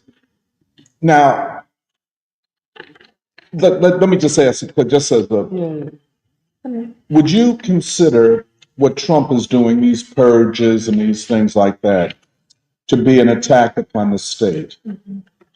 Yes, but I think part of my larger question too is the state, because I feel like we're also distinguishing between the state and the government, Yes, but it seems like that's the there question I was are, going to get but to. that there are institutions of the state which are embedded in what we see as the federal government. Absolutely. And that also includes the Democratic Party, because that's also the paradox of like, how is it that the state can be unelected and yet it's tied to a political party which is elected? But see, let me ask you this question. See, take the theory of the unitary state, the unitary executive, Right. that Trump is proceeding from, that the president cannot be constrained by the Congress or even the courts for that matter, that the presidency stands above them. That is, now the question is the unitary executive a manifestation of the consolidation of state power in the presidency? Is the president a representative of the state or representative of the government? Now, the other question is, from the standpoint of the theory of a unitary state. Mhm. Is Trump using that as a justification for his attack upon the state? See, it's so complicated because what does he do? Is he attacking the state from the standpoint of the government, or is he attempting to take over state power itself Right. Because yeah, as a represent? You know, Well, because I feel like part of how I interpret, like, even let's say when Trump is doing this whole Bannon-esque strategy of flooding the zone and Yeah, stuff, yeah. and basically trying to overwhelm, especially the media, but also all of these, like these like vast network of bureaucratic institutions, these networks, all that stuff. I feel like Trump is basically trying to, I don't know if it's even like take over the state, but it's like it's almost like he's asserting a rival power. Like he's saying, I'm saying I control me and my movement. We are the ones who control actually the flow of historical That's events. right. Yeah. Rather than basically trying to strip that power from like this kind of entrenched set of institutions and figures and all that. And I think part of, I guess, where I'm like trying to think through this, because like I'm not like committed to the Leninist kind of vision of the state, but I am interested in actually seeing what our logic, like how it unfolds, because I think Yeah. part of the I guess part of what I've been trying to think through is, like, for instance, like in his unpublished book Russia and America, Du Bois talks about basically in the wake of the defeat of Reconstruction, like essentially the defeat of Reconstruction makes possible the kind of rise of like kind of monopoly capital power in the United States, in which it's like the crisis that emerges is that essentially you have the rise of these huge like kind of industrial monopolies, which kind of fill the vacuum of the essentially like in the wake of the Freedmen's Bureau, of the dictatorship of the Black proletariat, all that stuff. But then it's like they almost become their own form of a state, which rivals then Absolutely. the essentially the form of the state, which is kind of embodied in the federal government. But then I feel like where that resolves is actually that instead of there being a rivalry between these like basically the monopoly capitalist organizations and then the government, like it's more like they merge and become kind of one. Or I feel like my interpretation would be that they become a kind of unified a unified thing. And so I feel like part of it too is that I think how I would maybe hazard to understand it is that even when we talk about the American state, I think we have to dissolve kind of the distinction between public, quote unquote, the public sector and the private sector, because this is also how we have understood this kind of the question of like the whole of society approach to government and to rule, which has been basically inaugurated from, I feel like, especially the neoliberal era. At least it's kind of what I'm thinking through. Yeah, but, I hear you. Just one thing on Du Bois. Du Bois saw that dictatorship of the Black proletariat as an alternative state. Yes. Right. So which I think could almost be applied to now. Right. In a sense, if Trump is the state, let us say just for argument's sake, then what about the state and all of its institutions? For example, when he takes Secret Service protection off of John Bolton or Mike Pompeo or General Milley, that is a blow to the state because it's these are their Right, because I think something that I feel like is very interesting in Du Bois's thought, which is actually distinct from Lenin, is that whereas Lenin, his kind of blunt analysis, like the state, its essence is basically an instrument for repression of one class by another. Whereas Du Bois, like I think he would understand that, but it's like he's interested in the state as like literally like the actual mode of governance. And I feel like Lenin is not really that interested in this question of governance as much as at least from what I read. And I think this is in part the question which I've been trying to think through, which is also with you guys. But it's that like the American state as we know it is not like I do think that it's run basically by a handful of elites, but it's like their interest is not even like I think it's in like I'm just not, I guess, convinced by this argument that the sole interest which the state kind of defends is a class, like a pure class interest in the way that like basically Marxists would see it, but that it's like it is a class interest, but it's also kind of combination of essentially the the right to rule and govern and manage society itself, and also the right to rule and govern an empire and to govern the world, basically, which is what the American state represents. And so I think this is me just trying to think through kind of our logic and how we're proceeding. But I feel like this is almost an intuitive thing that we would see, but I feel like actually laying it out in concrete terms of like, okay, like I still feel like it's interesting to weigh this question of like class rule in the state, but also I think like the state as we understand it in American, like as it manifests in American society, is much more about like literally who has the right to manage the people, like who has the right to basically decide where the people go, what the people think, how they relate to each other, all that stuff, which Lenin really could not really account for and was not even that particularly interested in that time. But I feel like Du Bois's logic is much more about basically, do the people have the right to control basically their own society, or does it reside in, whether it's you see it as like the federal government or some combination of interests, which are both quote unquote public and private, like does it reside in the people or does it reside in basically a small handful of elites? Yeah, I think all of this is very interesting. The thing that when Jeremiah, you were talking about Lenin's idea of the state as, I don't know if I will get this right, but I'll try, of, the rule of one class over another. Well, the first thing that comes to my mind is I don't think that fully explains, for instance, the anti-colonial state, which are emerging out of a struggle against imperialism, establishing that modern state. For instance, I'm thinking about India because that's the concrete example in my head. It is supposed to act, or its logic is that it's an instrument of the people's, aspirations towards a higher state of democracy, a higher state of knowledge, dealing with poverty and stuff like that. So I just wanted to throw that out there because I think that's an important thing to consider when we're talking about a theory of the state, because I think it's inherently tied to the logic of the historically constituted state, which is different in America than in China and India, for instance. So there's that particularity that we have to be careful about. But also, I feel like this article on state capture, it was very revealing to me. But first of all, like I agree with what everybody has said, Nouri and Samir and Doc, like this idea that this is the first time the state has been captured. I mean, honestly, if this question of the Americans should know who is really in charge, if this was not a concern when you literally sent attack ATACMS to Ukraine to use against Russia, and you basically brought all of us closer to nuclear war, if it was not a concern then, I do not understand how it becomes a concern when Elon Musk, I don't know, has like access to treasury records or whatever.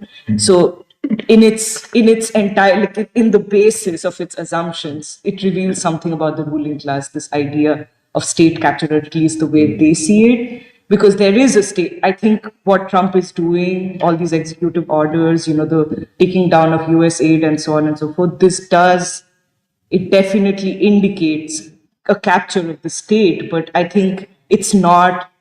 And this whole thing of this is to benefit Trump's friends and it's for big money interests and it's just corruption.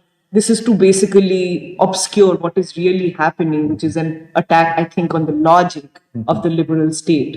And one of the things that Nouri had mentioned, because I thought about it also, why in that essay, the only two other examples of state capture they talk about are in South Africa and Brazil. I think, I don't know, maybe I'm overreaching here, but I think it has something to do with sort of severing the idea of white supremacy as part of the logic of the American state when you go to South Africa and Brazil as the only examples that you can talk about. It obscures something without which you cannot explain what's happening right now, And honestly, I wasn't here last week, but the whole conversation about DeepSeek and everybody in the tech industry in the US freaking out over DeepSeek. The thing that I took away from it, this is a little bit of a digression, but hopefully it will get tied back. The main thing I took back from it is even more than the specific advances in terms of AI technology that DeepSeek represents. What it represents is a takedown of the idea of Western societies or American society in particular as the only people who are able to achieve certain, advances in knowledge and technology and so on and so forth. And right now, AI is what success in knowledge is sort of measured against. So ultimately, what DeepSeek represents to me in this moment is really the takedown of the white supremacist notions of the US state and the basis for its hegemony over the world. And I mean, this is something, the only part about that Steve Bannon, Ross Douthat interview that Steve Bannon can't really, like, it's too much, like, he's hard to take. But what he said about how open AI and people like Zuckerberg and these tech elites had been given that mandate by the US state or the ruling elite to basically, what was said to them was, you would be the richest people in American society, you'd be at the top dogs, you would basically chart the course for, all of the funding, all of the technological advancement that will come out from this society, provided that you make America, Yeah. nobody can compete with you in this sector, provided you serve that purpose for the American state to continue what its role is in the global sphere, which in other places, in other aspects of its power, it was failing, like in Israel and Ukraine, or in every direction you can see a weakening of the influence it has all over the world. And they were holding on to the tech sector and to AI as a way to hold on to that supremacy. Oh, yeah. And that's how you have to see DeepSeek, the question of AI itself is a bigger question that I think we have to figure out as part of the all humanity questions that we talk about in free school. What is its relationship to human intelligence, to consciousness, and so on and so forth? These are long-term questions that we have to figure out as this technology garners, momentum and so on and so forth. But DeepSeek represents to me the breakdown of US supremacy over knowledge. And yeah, I don't know if any other No, it qualification. makes sense. And that's why you have to reform any notion of the state. Lenin's theory could see this because the point and the function of AI and the narrative, the US narrative around AI is that humanity is moving to a stage where humanity is not needed. So we're going to turn over our our humanity to machines. But this is for the sake of rule.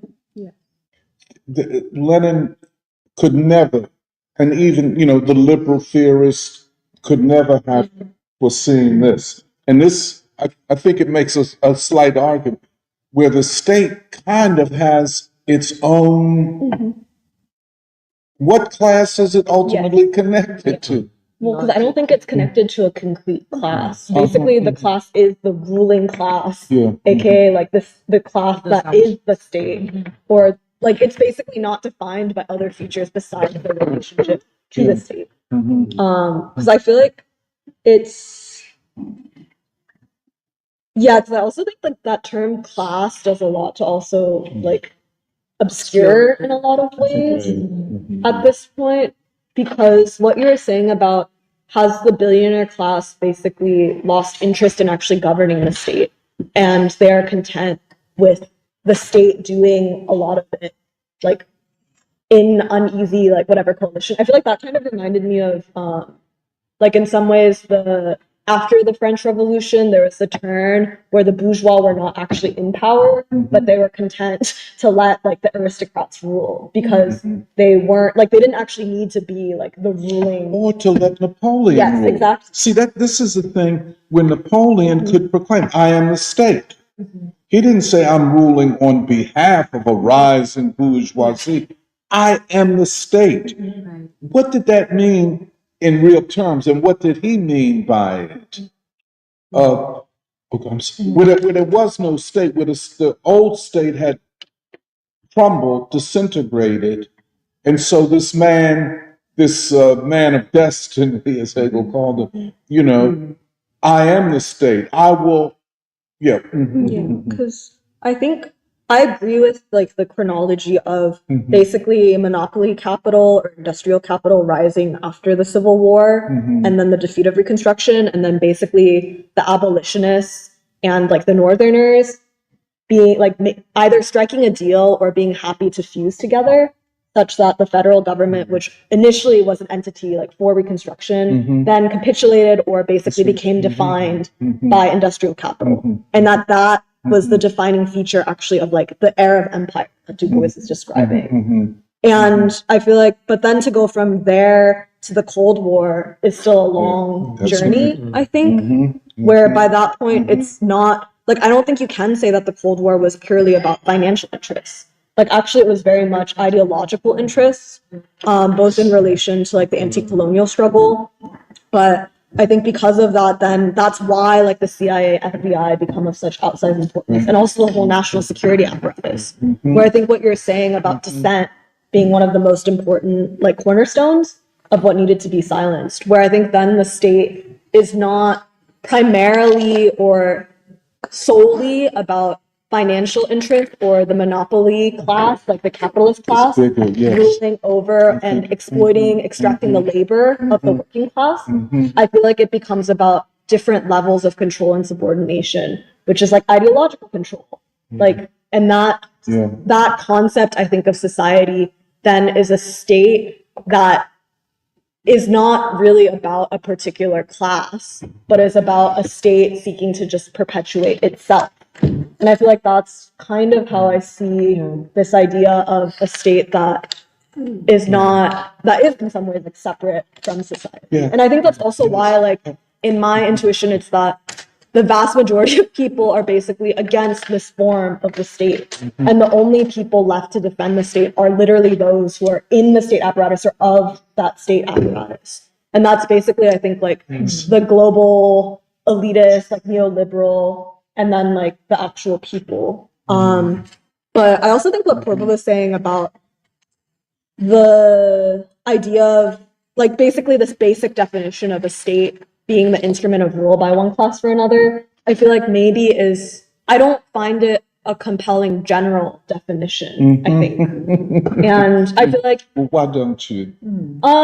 Because like what Purva was saying, it doesn't actually apply to various stages or different countries of the anti-colonial struggle. Where like for India and then also for China, like you could say that, oh, there was a temporary class coalition, but I feel like then how do you get to the state of the whole people?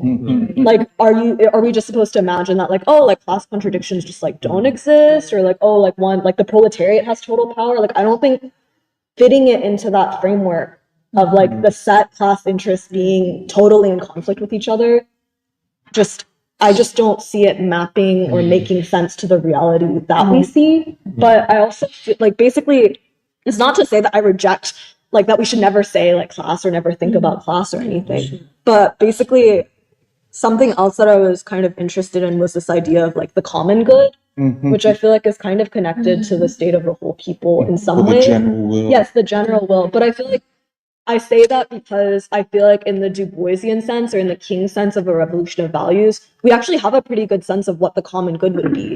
And the common good would actually be the uplift of the poor, like the poorest of the poor, a society that's reorganized, like with those values in mind, where the common good is not just the good of the average person or the good of the majority of people, it's the good of the poorest. And I feel like that sense that actually is the biggest, the best common good for the whole of society. I feel like is interesting because I don't think that that's like, completely exclusive to like classes. but I feel like the Lenin form, like, I feel like it made sense for him to say it at the time, like with Yes, the Russian of course, Revolution. of course, of But course.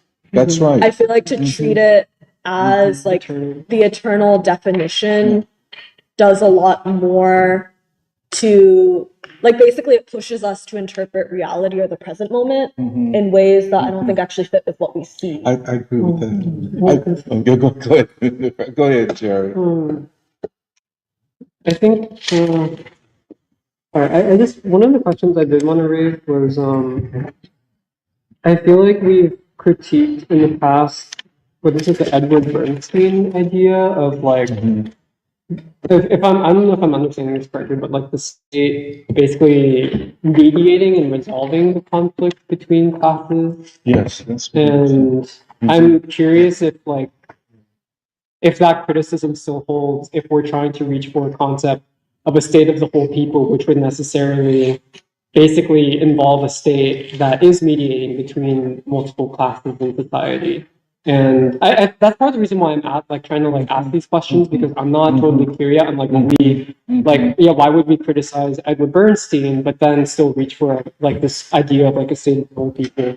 But the other thing that I want to also bring up related to what Nuri raised of like the general will and the that whole question is like, because I've been trying to read Rousseau like in preparation for this week, and what's very interesting to me is actually because so Lenin has like a very kind of very specific and very kind of almost narrow definition of the state as like this universal phenomenon throughout There's very history. few subtleties Yes. and nuances. Which is also what I appreciate. It's like, okay, when you're laying it out there, like I can Yeah, absolutely just yeah, embody it. But also, what's interesting is like the way that Rousseau, and this may be a translation thing, but the way that Rousseau even like how he characterizes the state is like not even really so much about a government, but he's like almost saying it's like a state as in like how you would describe like a state of different phases of like water, for instance, like water moving from like liquid to gas or something, where he's basically saying like you have a state of nature and then you move to the state of like I think he's like the civil state. He's basically the state of civil. Y'all take care. Thank you for coming. But I don't know. I just thought it was interesting because he like Rousseau has a much kind of broader idea of the state not really even representing a certain institution, but really like a state of social relations and the state of like human development, and like a kind of total view of society.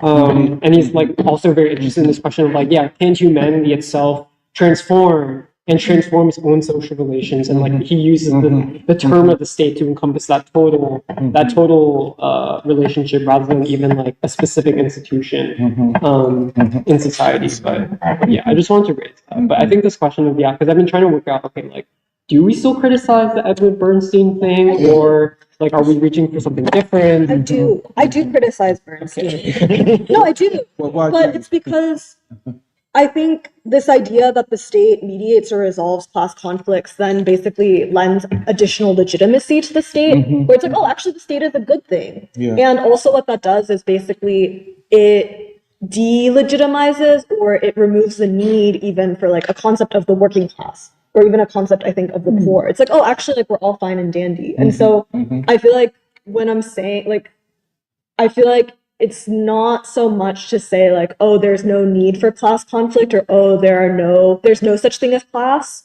or like where your position is in society doesn't actually matter, and we're all like unified. I feel like it's completely wrong to say that that's the state of the United States, which is basically like what Bernstein is saying.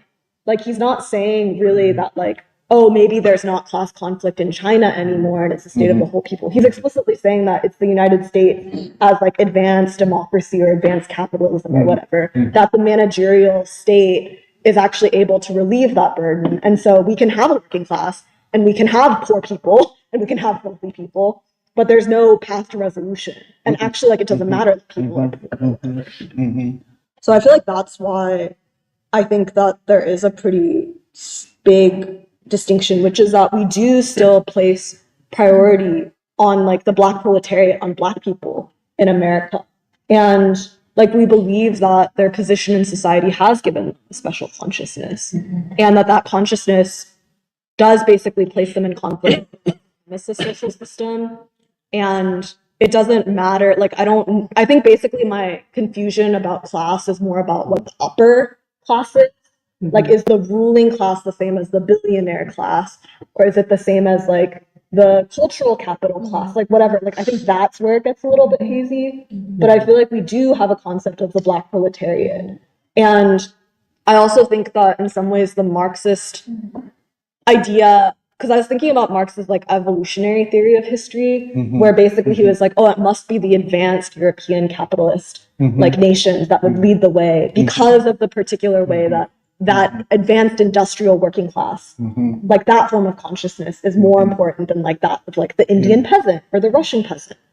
And I think that our sense of the working class is not so much about like the particular form of like production, but it's actually like a consciousness of like either like poverty or humility or like something slightly not tethered explicitly to just like that material form of production. But yeah, I think I just don't like Bernstein. I was going to, yeah, this was a very interesting discussion because I've been thinking about, I was thinking actually to go back to the science conference and especially how, like Raju's formulation, I think, about the state being, like the state today being, that which controls the means of ideological production. Absolutely. And what you're saying, the idea of narratives. But then, yeah, I guess the way Lenin would talk about the question of the classes and so on, I think he says that the state is what keeps the contradiction between classes from like not reaching the heights. So that's the purpose the state serves. But he also talks about how the state emerges from society and it increasingly separates itself from it. But I think today we would say that the state ultimately it represents the legitimacy of, I think what Purva was saying, a logic, a certain way of thinking, a certain set of assumptions. And I think we have been talking about it for a while, in terms of an epistemology that comes out of that does come out of Europe, and in America this has perpetually been at odds with the reality uh, of the revolutionary process in America, which has not followed how Europe was, how Marx thought it would go, how Europe was supposed, how the revolutionary science of Europe came about, and therefore, I think did you talk about the state today? I was thinking that it is a maybe we would say that it's a reflection of the social system in its in its current stage, but a social system essentially is a set of assumptions and logic or an epistemology that produces and reproduces like white supremacy. Like when we're talking about the white supremacy social system, as we have been for a while, so the state really as this structure which ultimately which shapes narratives, which shapes our way of thinking, and that's why I think that's why we talk about the Black proletariat at all, because the Black proletariat does come up with a new way of thinking, which has been the only answer to the white supremacy social system in America. And therefore, when we talk about when we talk about the state now, I think a new theory of the state is not simply about economic transformation, because the transformation we're looking at now, or the crisis we're looking at now, is not simply a crisis of poverty, but it's a crisis of meaning, and it's a crisis of purpose and meaning and thought. And I guess going from last week, it's also a crisis of science and a crisis of where like what is the fate of the science that comes out of the liberal revolution, and which is like today we would call it like science and academia, and coming out of the white social system. So yeah, I think I mean that's what I was thinking, because like would we say that the state is a product of not simply a class or a defense of a class, but a defense of a social system or a set of assumptions. And a civilization too. And civilization. I agree with that. This is what makes it so, and I hear what you makes it so complicated to understand. And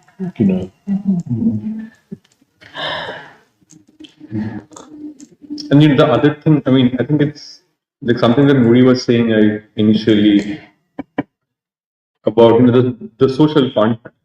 Social contract regarding, like, okay, you have to surrender some of your rights in exchange for protection, and like the way Baldwin talks about it is you surrender, like you choose safety over, and like safety from like chaos. And what he says is that it's only out of this chaos that you can form form a new type of human being. It's always the chaos that Baldwin is talking about. That we have to, this urge to run away from the chaos is what defines like whiteness. And what I think what we are faced with now is also, I mean, this assumption, like what is the social contract supposed to look like today? What is the social contract? Is it a surrender? Is it surrendering of basically your assumption or a way of thinking, or I mean I'm thinking about it. Because I feel like I forget which essay it is, but it might be is it the creative process where he's like, men enter into society because we can't live otherwise, and it is to basically be a bulwark against that chaos. But it's not like he's saying that you should like leave society, but rather there should be a more honest and like kind of reconciliation between like that state of being in society and the kind of chaos that one is trying to protect oneself from. And I feel like the irony of it is that for like let's say like the white supremacist ruling elite, it's like exactly at the point in which they believe that they have transcended, quote unquote, that state of barbarity, which is a civilizational claim about the West. It's exactly at that point that they become the most barbaric, and they basically submit the most to this idea of like, quote unquote, law of the jungle, where like might makes right, and like we can do anything we want because we're the most powerful nation on the earth. Like we can do anything we want to like all of these darker people because we're superior to them. But it's like, I feel like that's the interesting like paradox, where it's like Baldwin is not saying like leave society, but rather actually have a more like fruitful reconciliation with like, I guess, man's like inner demons or whatever. See, and we cannot forget Baldwin spent a lot of time in France, so I could see him being more influenced by Rousseau than by Thomas Hobbes. That the state of nature was kind of a state of paradise for Rousseau, but it was inadequate as human beings became more complex. But for Hobbes, the state of nature was a state of savage. Right. But I could see, I think Baldwin would be more like Rousseau. But go ahead. I'm just trying to figure out, like I also have a lot of questions from this conversation, but I'm trying to enter it. And I think bringing up what you said, Barta, about like how whiteness like defines itself is interesting to me, because it seems like we're also talking about like the people and the relationship to the state, the people and the relationship between people and the state. And on the one hand, it seems like with either the common wellness or common good or like freedom of speech, these questions are how the individual, what are the responsibilities of the state to the individual? Right. This is very But we're also talking about how throughout time the state developed itself, or it's becoming, as we know it, the modern state, whether in America, China, or India. And so that made me think, well, we're also dealing with now, how will the state respond instead of the other way around of how the state is responding to the people, but like, how will the state respond if the people have a response to a counter-revolutionary state or a state in crisis? that's And I only mention that because I'm like, it makes it. I feel like we're dealing with something not specific. Like I think I agree. Like I want to concretely know or scientifically know, like you're saying, what the state is. that's right. But I also want to know that because it serves a purpose, meaning how will the state respond if the people, okay, because the people are not like a static This is or huge. This is. I'm sorry. like they are not, you can't define how people will respond to something. That's right. That's right. But what emerges from people's movement, or like we were trying to talk about, like the democratic revolutionary idea or whatever, will also then change the course of history, or This is what's. I don't know if it's like amend or like create something new about the relationship that the state even has. Because like that's the thing I'm less concerned about. Even like I think Lenin, like we had said, was seeing the how history had moved and what emerged from a movement. And at that point, I can understand how there's a paradigm, how there's a way to better understand why we're even talking about the state at all. Right. Which is, how will the state respond to the people if the people don't agree with the state, or if the people are in conflict with the state? Or the state loses legitimacy. Yeah, like you had mentioned before. Either, like you had said, bringing up distractions. It's the crisis of crises. I mean, I'm sorry, I interrupt you. No, I'm not really saying much more than that. But I want to bring that up because I think, because I don't know how that affects what we're talking about. Could I just recommend an article? I was just showing it to Nuri. It's in the Financial Times today, called "The Real Threat to American Prosperity." And the article, the title doesn't reveal what the article is about, but this writer, his name is Darren. Nobel Prize winner. Yeah, Nobel Prize winner. In physics? Economics. Economics, yeah. He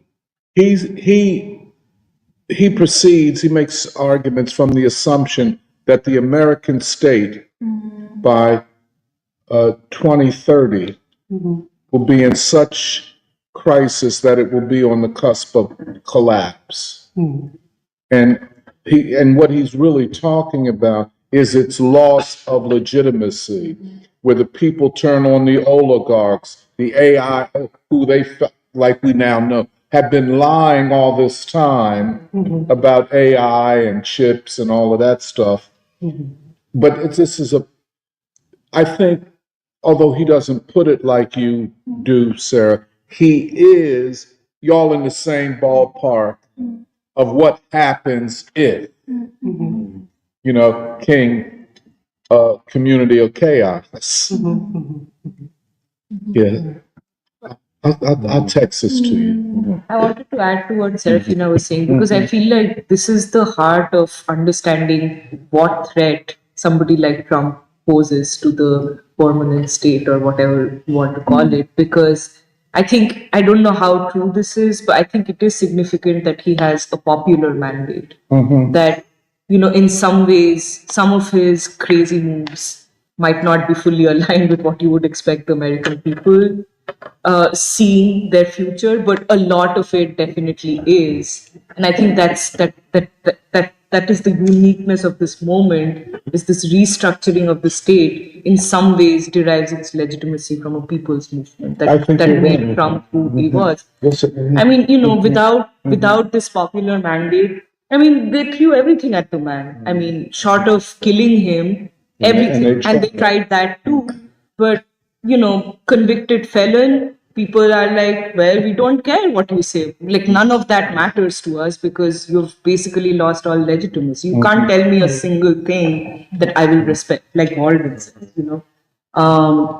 So I think that is really the threat of Trump, is more than state capture, more than just a theoretical case of state capture. This is state capture with a popular mandate, where a broad and see the Democratic Party and the bourgeois, the elites narrative is that he is an individual. Yeah. This is not what the people voted for. Right. Well, maybe they did vote for this, and this is serious. Yeah. What is it when when a state has lost such legitimacy that they will vote for a convicted felon, a coup d'etat person, an illiberal, what happens when this is, I don't think, what Lenin could have perceived in his theory of the state, because it was always the revolutionaries violently seized the state, and that's in Marxist Leninist literature and so on, that the state will have to be seized by violent means, and that's yet to still be proven. But I think what you're saying, Serafina, that, and this is what this article by this guy that I just sent you, that the state disintegrates because of the internal contradictions of the state itself, and that the people voted. I mean, in huge. See that vote that Trump got? You can't. It's not just the electoral college. He got close to 80.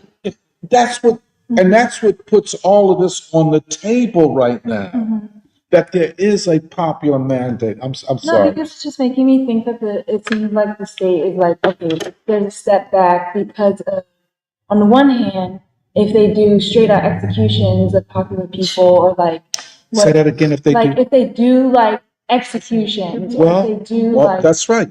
Let me put it. If the state, Right. the deep state forces, provoke violence and provoke a civil war, right, then what? right, because, And they go ahead, sir, and then Joe. oh, sorry. Okay. But because it's also what's on the line, like, It's a lot at stake. Martin Luther King, the nonviolent strategy. Yes. That's what came into my mind also when you were just mentioning it, because I agree with you. I think Martin Luther King was aware of next steps following a consolidation around peace, democracy, and the people, poverty. There's a consolidation of the state, or how to take power, and how you take power nonviolently would also affect. Well, we'll also recognize the centralization of, like, as we say, the Black proletariat, which, in my opinion, proletariat, I want to know what that means more now. But like, it recognizes its central role, but it also produces something entirely new about America, which is what the state will want never to happen because of its conception, or like the slave trade and whiteness. So, And I agree with you about this. When you say America, you're not talking about. See, there's a dynamism. There's a crisis. I get this from poor, but she got back from India. Everything has slowed down. Take it easy. But here, everything is in a dynamic movement. yeah. And So it was never, the European model would never fit the American situation. And I think, and this is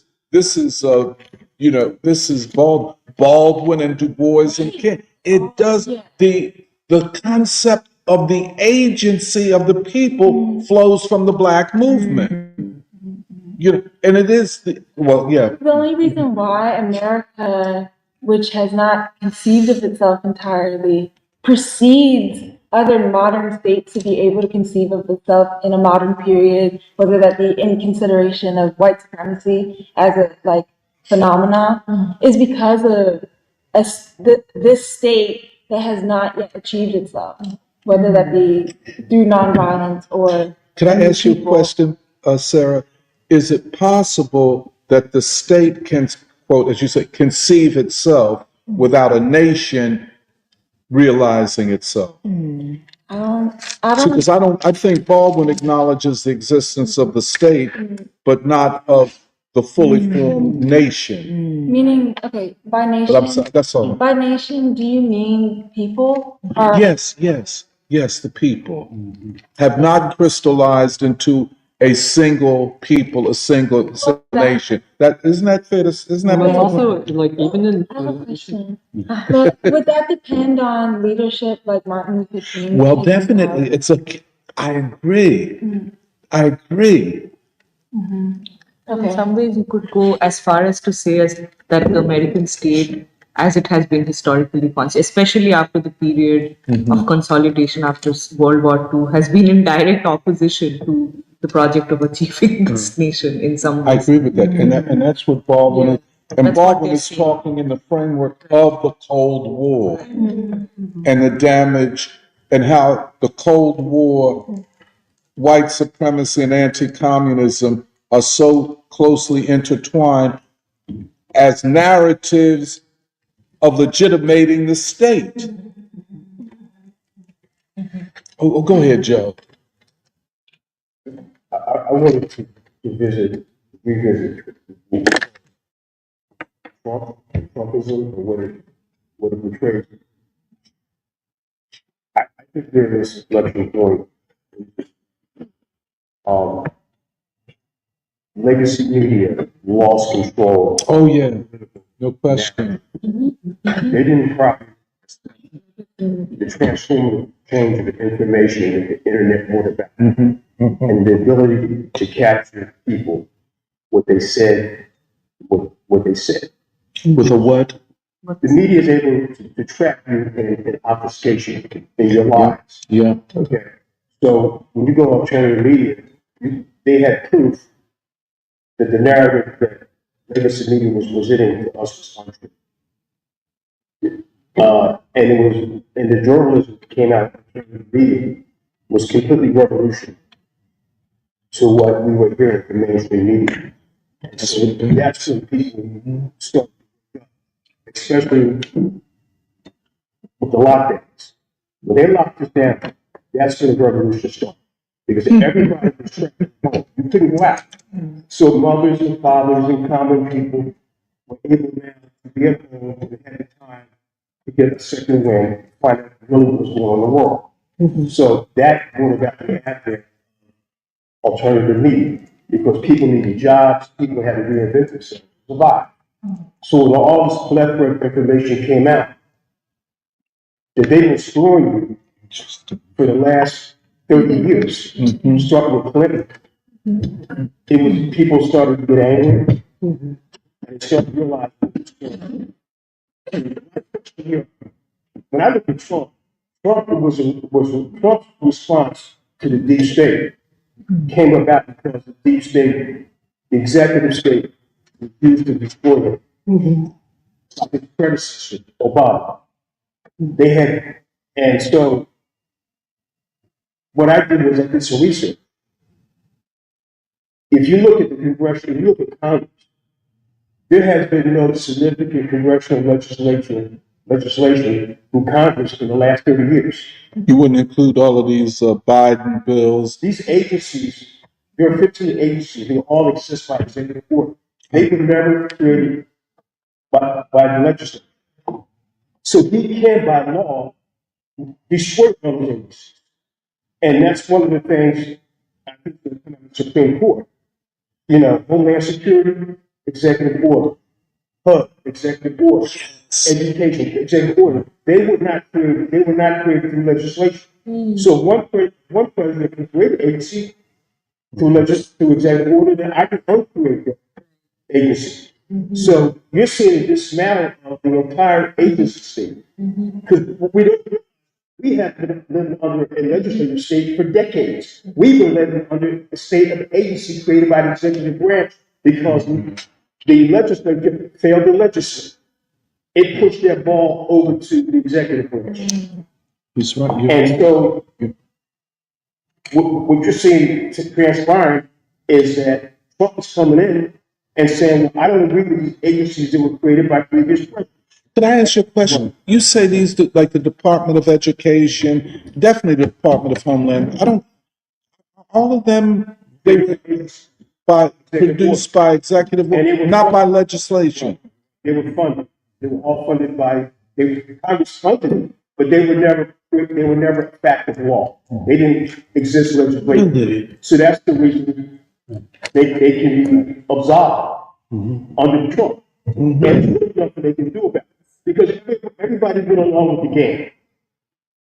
Every president said, well, if you create an agency, I'm going to go along with it. Trump comes in, he kicks at the table and said, well, I was president, you didn't cooperate with me.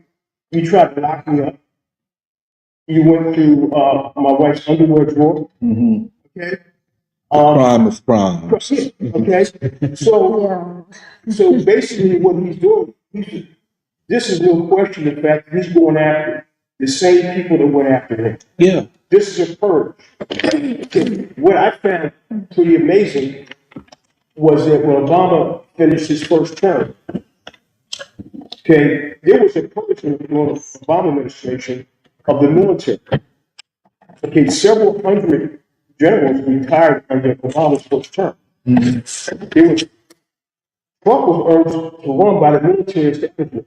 He met with 50 plus generals who urged him to run for president and they would support him.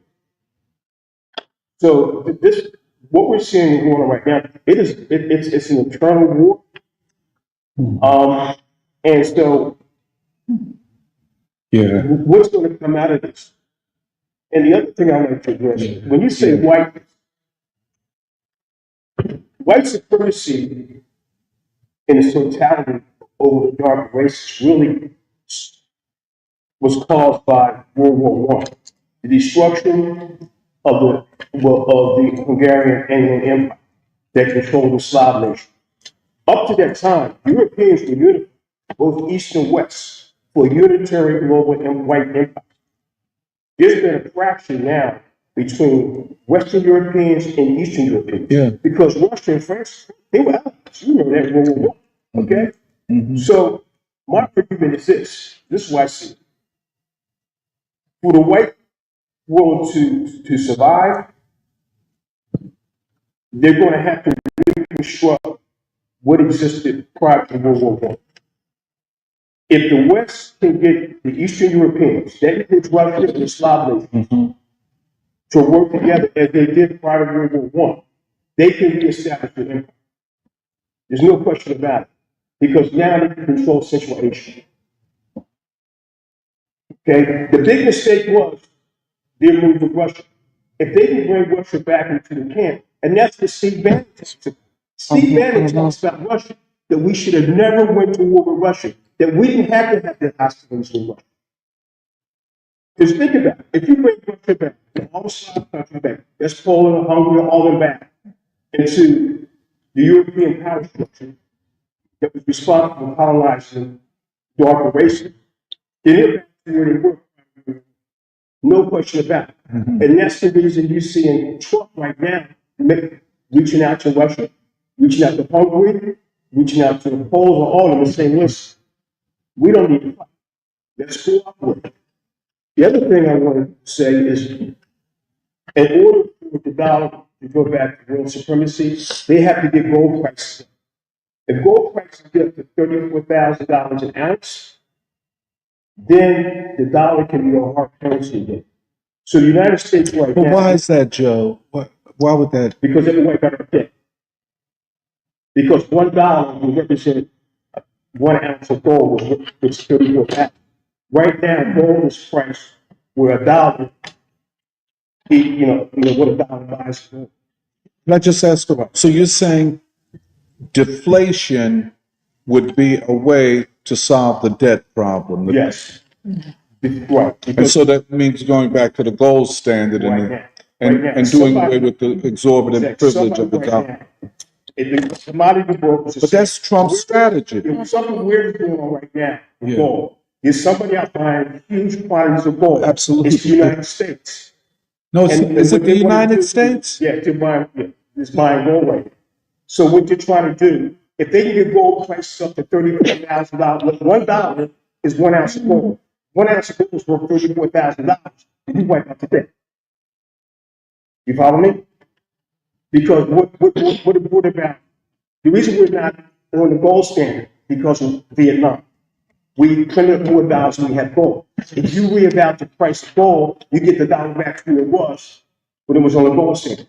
And that's what this is all about because Trump is telling everybody to buy gold. There's a reason why. But I just said, see, I think this is very fascinating, and I do not disagree. There's another piece there, and that's the petrodollar. See, Trump has this strategy, which it's a grand strategy to make America great again, or to reestablish America's place in the world order, which is he acknowledges a different world order. But see, when the U.S. went off the gold standard in '71, they went to the petrodollar, which put the US dollar in a privileged position because everybody that needs to buy oil from the Persian Gulf or other places have to buy it in dollars. So you got to buy dollars. So it keeps. See, this is this is very interesting. I find what you're saying. To solve the debt, you got to get the world off the dollar. The dollar cannot be privileged. Is that What I'm saying is you have to get back to the gold standard. back to the gold If you get standard? back to the gold standard based in dollars, and you get gold prices going to $34,000 an ounce, and $34,000 an ounce represents a dollar, then now you wipe out your debt. See, I thought that the Chinese and the two could be happening at the same time. The Chinese are liquidating all of their American treasury notes and buying gold. I thought it was China that was driving the. Well, they were. And so Trump came in. Okay. Trump and his group of individuals now, a gold is somebody buying gold, and they don't care what price. And everybody right now in the gold market believes that it's the United States. Because all of a sudden, somebody's coming out and buying gold in unprecedented amounts. And it's not China. It's not true. Okay, so it has the United States. So they have to drop gold prices. So the theory is if they can get gold prices up by 2030, in the next 6 years, if they can get gold prices up to $34,000 an ounce, or even a half of it, they wipe out half of the national debt because it'll be valuable. Because it would devalue the dollar. Right. Yeah. Well, it would appreciate the dollar. Appreciate the dollar. I'm sorry, It forgive needs to me. be gold, but we're back in the gold standard. So that's what's going on right now. Okay, and Trump is smart. I mean, Steve Bannon, they want the Slavs, the Eastern Europeans to rejoin, if you want to say this, what you call a white empire. Don't even have this conversation because the Slavs split off. Before that, they had everything like that. World War I changed everything. That brought about India, everybody got the independence at the end of World War I, basically. British Empire collapsed, started to collapse in World War I. France had to collapse because they couldn't agree on it.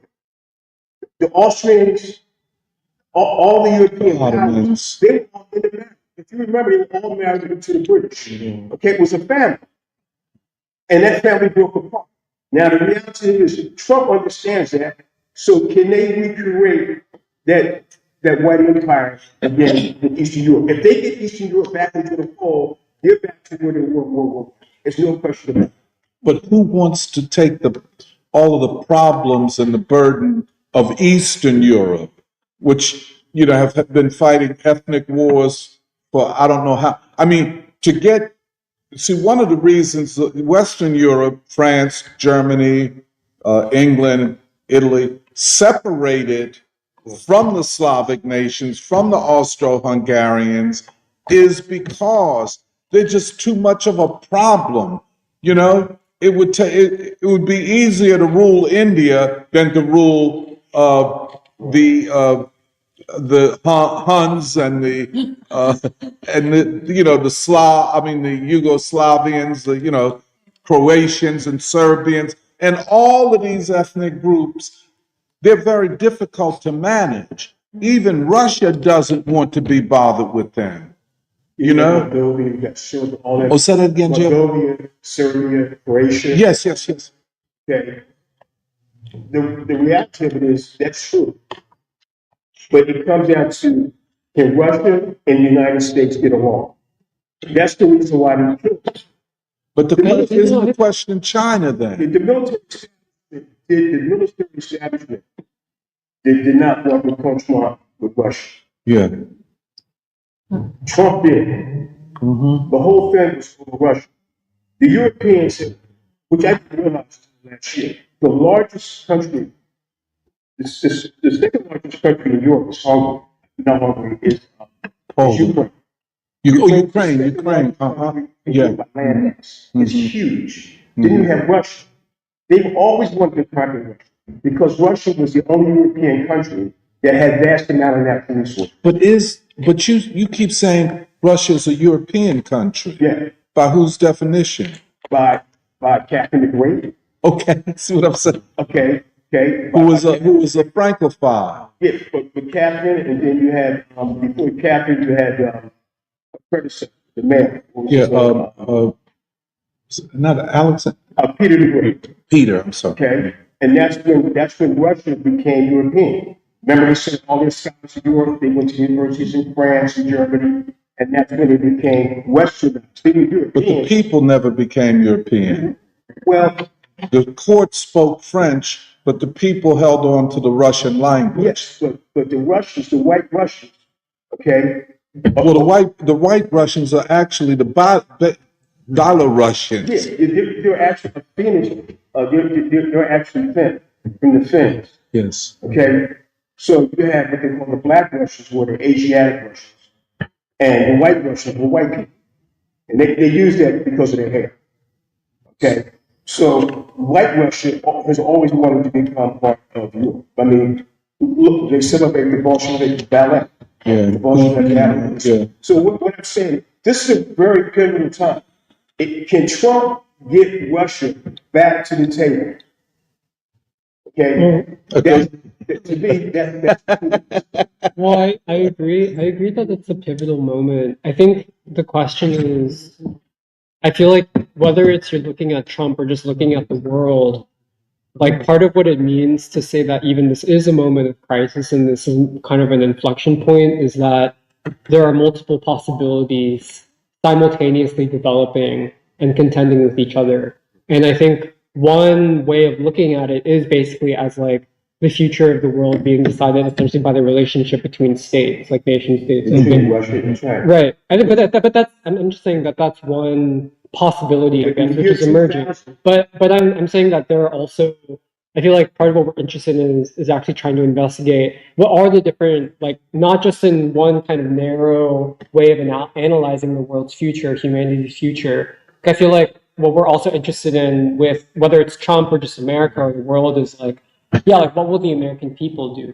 And I feel like if we're focused solely on like, oh, like Trump and Russia, America and Russia, and this kind of grand strategic narrative which is playing out over hundreds of years, I feel like that almost in some ways removes the actual the actual nature of this moment, which is a moment of possibility, and for many different possibilities to emerge, which could be basically along the lines that you say, or could also follow a different line based on a different kind of logic, basically. And I feel like we're trying to consider the different kinds of logics. Because I think to go back to what you said earlier, like even about the federal agencies, something that I've been thinking about a lot is like also to Serafina's question, like, yeah, like for instance, like, yeah, how will the state respond to the people and how will the people respond to the state? I actually do think that this whole USAID thing is very instructive because it's like, it's not just that Trump is purging an agency, but it's also, I think someone in the comments said this, but it's also this thing of like transparency, but it's not even, I don't even feel like you can characterize it in those terms solely, but it's almost like, it's funny, but the image that comes to mind is, and this may be tricky for some people, but it's like something like January 6th, where it's like literally like what is it, whether it's in a physical manifestation or in more in the consciousness of people, when it's like you open the doors and all of a sudden the rabble rushes in. And it's like it's almost like you can also even imagine it in the way that like I feel like there's all these paintings and stuff of like the Bolshevik army rushing into like the what is it, the Winter Palace or something in Russia, and basically you see this vast, like the vastness of like, yeah, the corruption, the wealth, like all that stuff. And I feel like that has basically been the response from people, whether or not like there's also, there's like factual things that have to be, I guess, actually adjudicated and figured out of like, okay, like how much of this was corruption? Like, what does it even mean when it says like all this money was going to these different agencies, but also even to like news outlets and stuff. Like, I feel like there's like factual stuff that has to be worked out. But the larger phenomenon that we're seeing is like, whether it's USAID or anything else, I feel like part of the function that Trump is serving in this moment, which I also don't think it can be reduced to one thing. I feel like it is kind of multiple possibilities emerging, but it's like basically the people rushing in, almost like ransacking and being like, this is what you guys are doing. This is exactly, it's like, because I feel like even when we say like the term deep state itself basically implies a state that is inaccessible to the people, which cannot be reached by the people because it is buried so deep underneath all the secrecy, all of these lies and all that stuff. And I feel like if Trump serves a purpose, it is basically as like, whether or not he's even right or whether or not even like his theory of the state is correct, whatever. It's like they're trying to like open the doors and be like, okay, like what does it look like actually when the people are like, oh, like we see what you've been doing now. And this is also the question of empire itself, because it's like, I think this is something that Nuri brought up in the beginning, but it's like like the American state does not just manage the United States. The American state manages like a global empire. And like this is the crisis of even what we think of as the social contract in the United States, which is like, you're supposed to be serving us, and you're more interested in basically like, yeah, basically trying to manage an empire, which is like, yeah, like doing like, I don't know, like transgender surgeries in Ukraine, or it's like, yeah, like claiming that it's doing all this humanitarian stuff around the world. Like, even if you are doing that stuff, like, it's not like no one believes really that like you're doing it because you're so good and because you have this like golden heart and you care about people, but everyone sees it as a form of soft power. And I feel like the whole kind of hysteria from the mainstream media of being like, oh no, like we were listening to this podcast in the Wall Street Journal of like this woman who worked at USAID who like speaks basically just like an NPR listening liberal who's like, oh my God, like I'm so scared for my colleagues, and like this is going to affect, like there's literally like people who are going to die because of this. Like actually maybe people will die. Like I'm not ruling that out. But it's like spare us, like but I feel like the whole thing is like I don't know if this is the entire American people, but enough people are saying like spare us like the BS. We actually know what you've been doing. And it's like, let's actually try to be honest about it. But I think this is kind of the dynamic which is unfolding of like, what does it actually look like when the people themselves are like, okay, like, no, we actually have a say in what happens. And this is not just true in the United States, but it's also true, like in China and Russia and all these places. And I feel like it can't, at least my interpretation is like, you can't always reduce it to just this thing of like, oh, different states and their relationship to each other, and kind of like almost like John Mearsheimer type way of like comparing things. The friction point right now in the white House is between Russia and the United States. That's the friction point. Within the control, just in more than U.S. and China. Yeah. In 2020, because without Russia, that means China's cut off from tremendous amounts of natural resources. She's cut off on oil. She's cut off on the trade route. She's cut off on a lot. She needs Russia. In 2020, this is historical fact. Putin begged the United States to join NATO. Yeah. And they refused it. And the reason they refused it is because the bankers in Wall Street thought they could valve Russia And why negotiate within the NATO when we can own the resources? And it didn't work out. Okay, so now, if Putin can sit down, with Putin and Trump sit down, and he gets what he wants from NATO, and they get concessions, he says, well, you can join NATO. Okay, because Putin said right recently, he wants to see, basically, can Trump destroy the deep state? If he destroys the deep state, Putin says, I'm ready to revisit everything. That means turn the clock back to 2020. If they turn it back to 2020 and Russia becomes part of NATO, China's cooked. That's the move, baby. Let me go ahead, Khalil. This is Khalil, everybody. She's from the reading group at Lucian Blackwell. First question for the group: if Trump destroys the deep state, how does he not destroy himself? Like, is he? I mean, like, is he part He's not. of the deep? No. Then what? So, The deep state tried to assassinate him. but he's not. Okay. All right. Fair. All right. Okay. All right. Well, Civil War. all right. So I'll leave that. That he will not destroy himself. I think the one thing that you said about the media and its how irresponsible it has been for many years, even before Trump, I totally agree with them. They have not proven to be an agency for the people and informing the people, but I do think they benefit by keeping people uninformed. And the other thing you said about COVID, how you thought that there was going to be people had a lot of time and they were more engaged. This made me think about what you were talking about also. Like, what happens when people start to really have a bit more agency and don't respond in the way that they think they're going to respond. And I'm curious to see how it actually plays out. Because for a minute with COVID, I thought we were taking back some of our collective power to actually affect some change over our daily lives. And there was a lot of expressed dissatisfaction around the government and just the pressures that are put on just regular people in trying to have basic living, just to meet the demands to live a regular life. So it'll be very interesting after all of this shakes out if we respond in that same way, but because I don't think that response was sustained. And then we slid back into let's go back to what it was.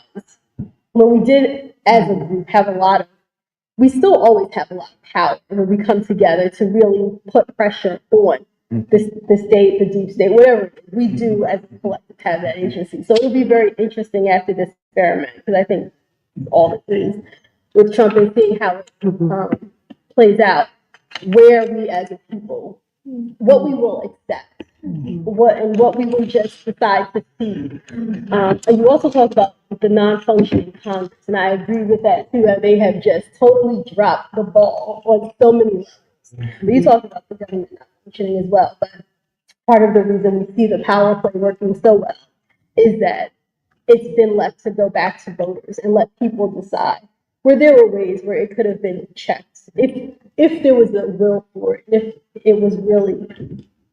if people were really sincere about the things that they say and the principles that they say they hold, we could have had a different.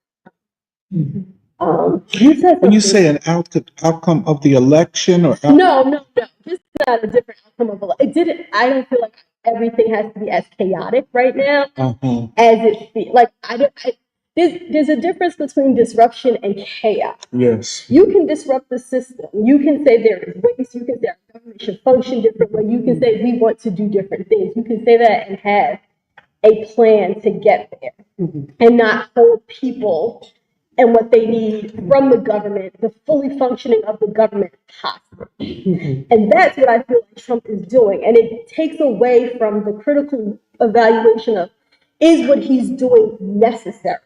Right? We don't get to say like, okay, he's questioning the government, but he's got to like bang it up against the wall, break first, ask questions later without saying, do we need the function? Is the function serving the people? Because that conversation, everybody can get, right? We can say, let's make it better, let's do something better, let's actually serve the people. But he is approaching it in an extremely chaotic way, in my opinion. And that makes me, I can't get on board with him or any of it because of that. Because the people end up the collateral damage when he, does the thing with the funding. Like, I'm just going to stop all government funding. Where people are relying on providers to care for them. Like, they can't go to the doctor because their doctors aren't going to get paid. So there are real systems and real ways that we can evaluate and make the state or the government state better. But the approach of it is really what I take issue with. His approach is he's going to return everything back to the state. The funding will be allocated, but the state will be responsible, for example, EPA. EPA now says we're going to tell all the states what the regulations are for soil contamination, food, contamination.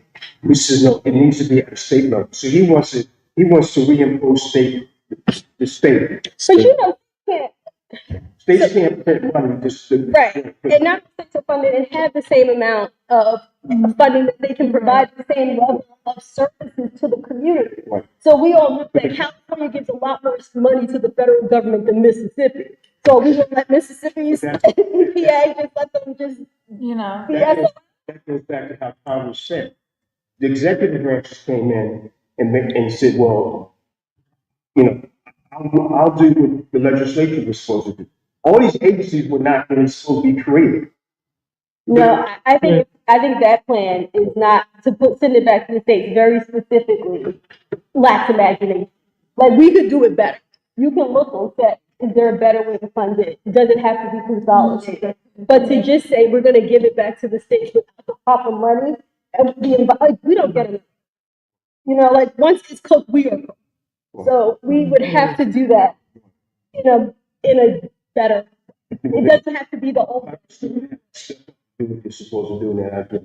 Can I ask a question? Just a quick, Philip. Are you saying this process of this vast purge of the bureaucracy, you equate that with chaos and without a plan? I do, because that's well, we don't. Okay, but yeah, but you see, my question is why? But could you have brought this about, or can this be brought about without a purge? You can do it without a purge, but you don't have to purge at once.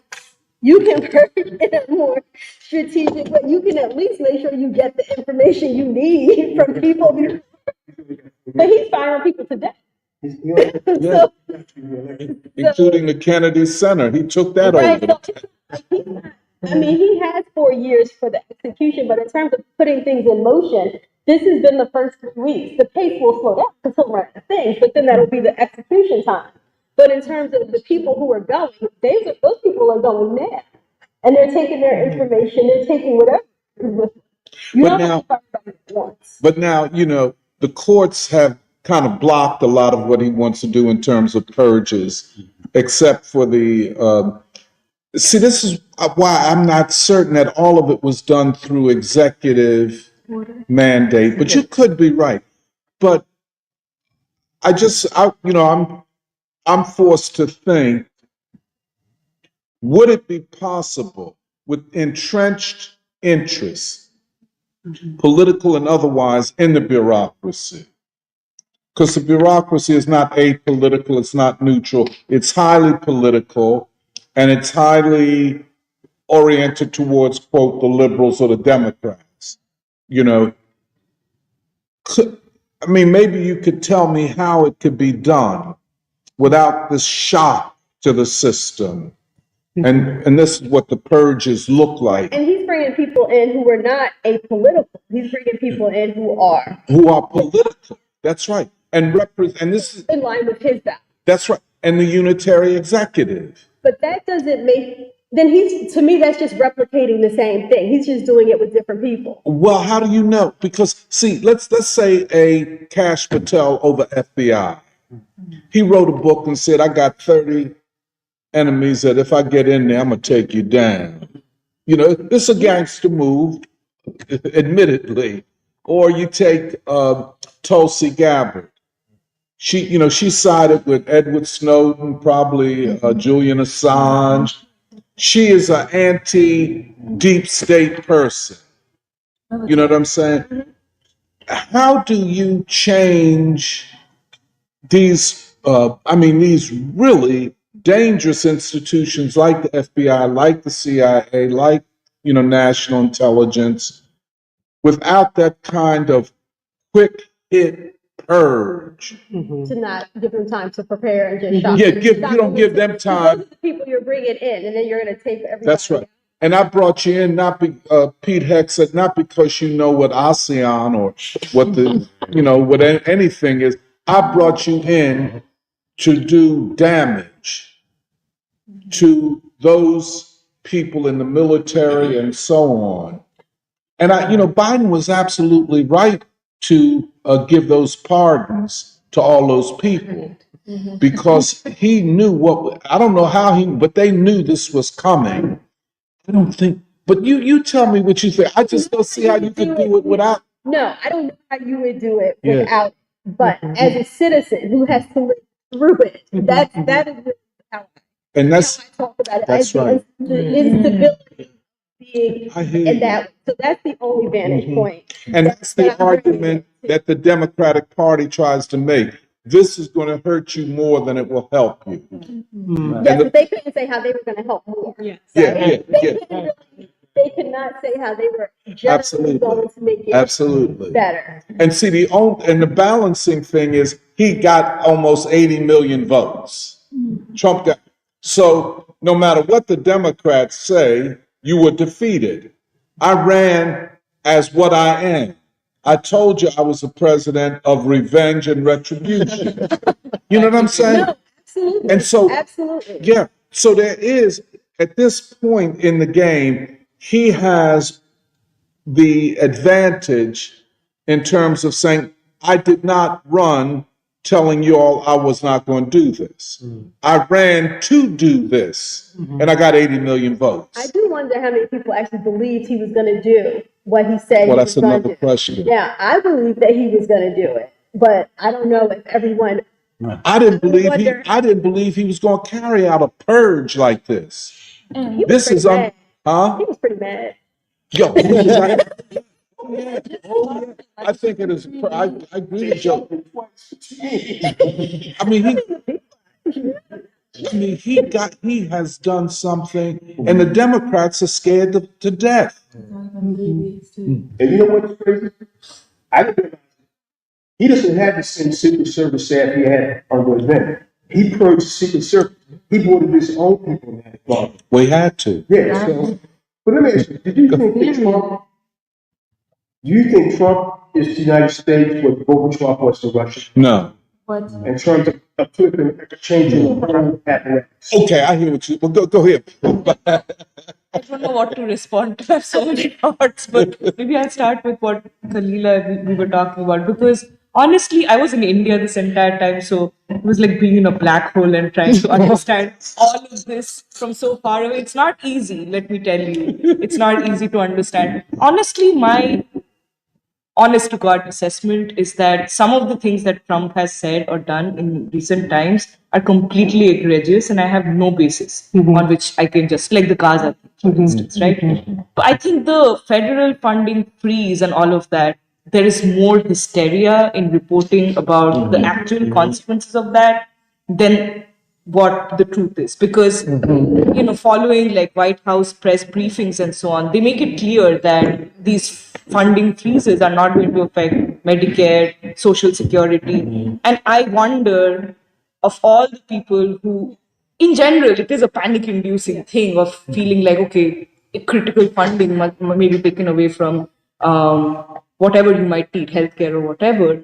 I want to know genuinely how many people are actually adversely affected, not the couple of cases that the New York Times highlights for you to be shocked by. I'm not entirely sure how devastating the effect of the federal freeze actually is. So that's just something I wanted to throw out, but this is for everybody to research on their own, because it wouldn't be surprising that we're being misled by the same mainstream media that has created this noise and this fear mongering about Trump for so many years now. What is new? Like, this is exactly what you would expect them to do. So I would really caution everybody to really try and see what the actual effects of the federal freeze is. I don't think it is as cause for as much hysteria as I think is going around.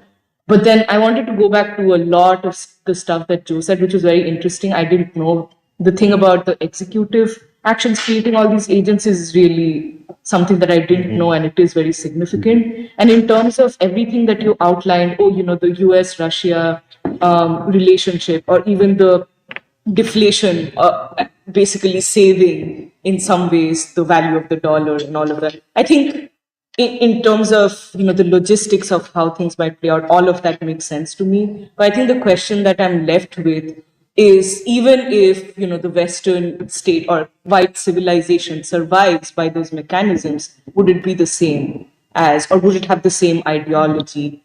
Or would it be able to carry on in the world and its impact on the world exactly in the same way as before? And I think with this idea that, if everything that Putin wants is given to him, he'll just join NATO.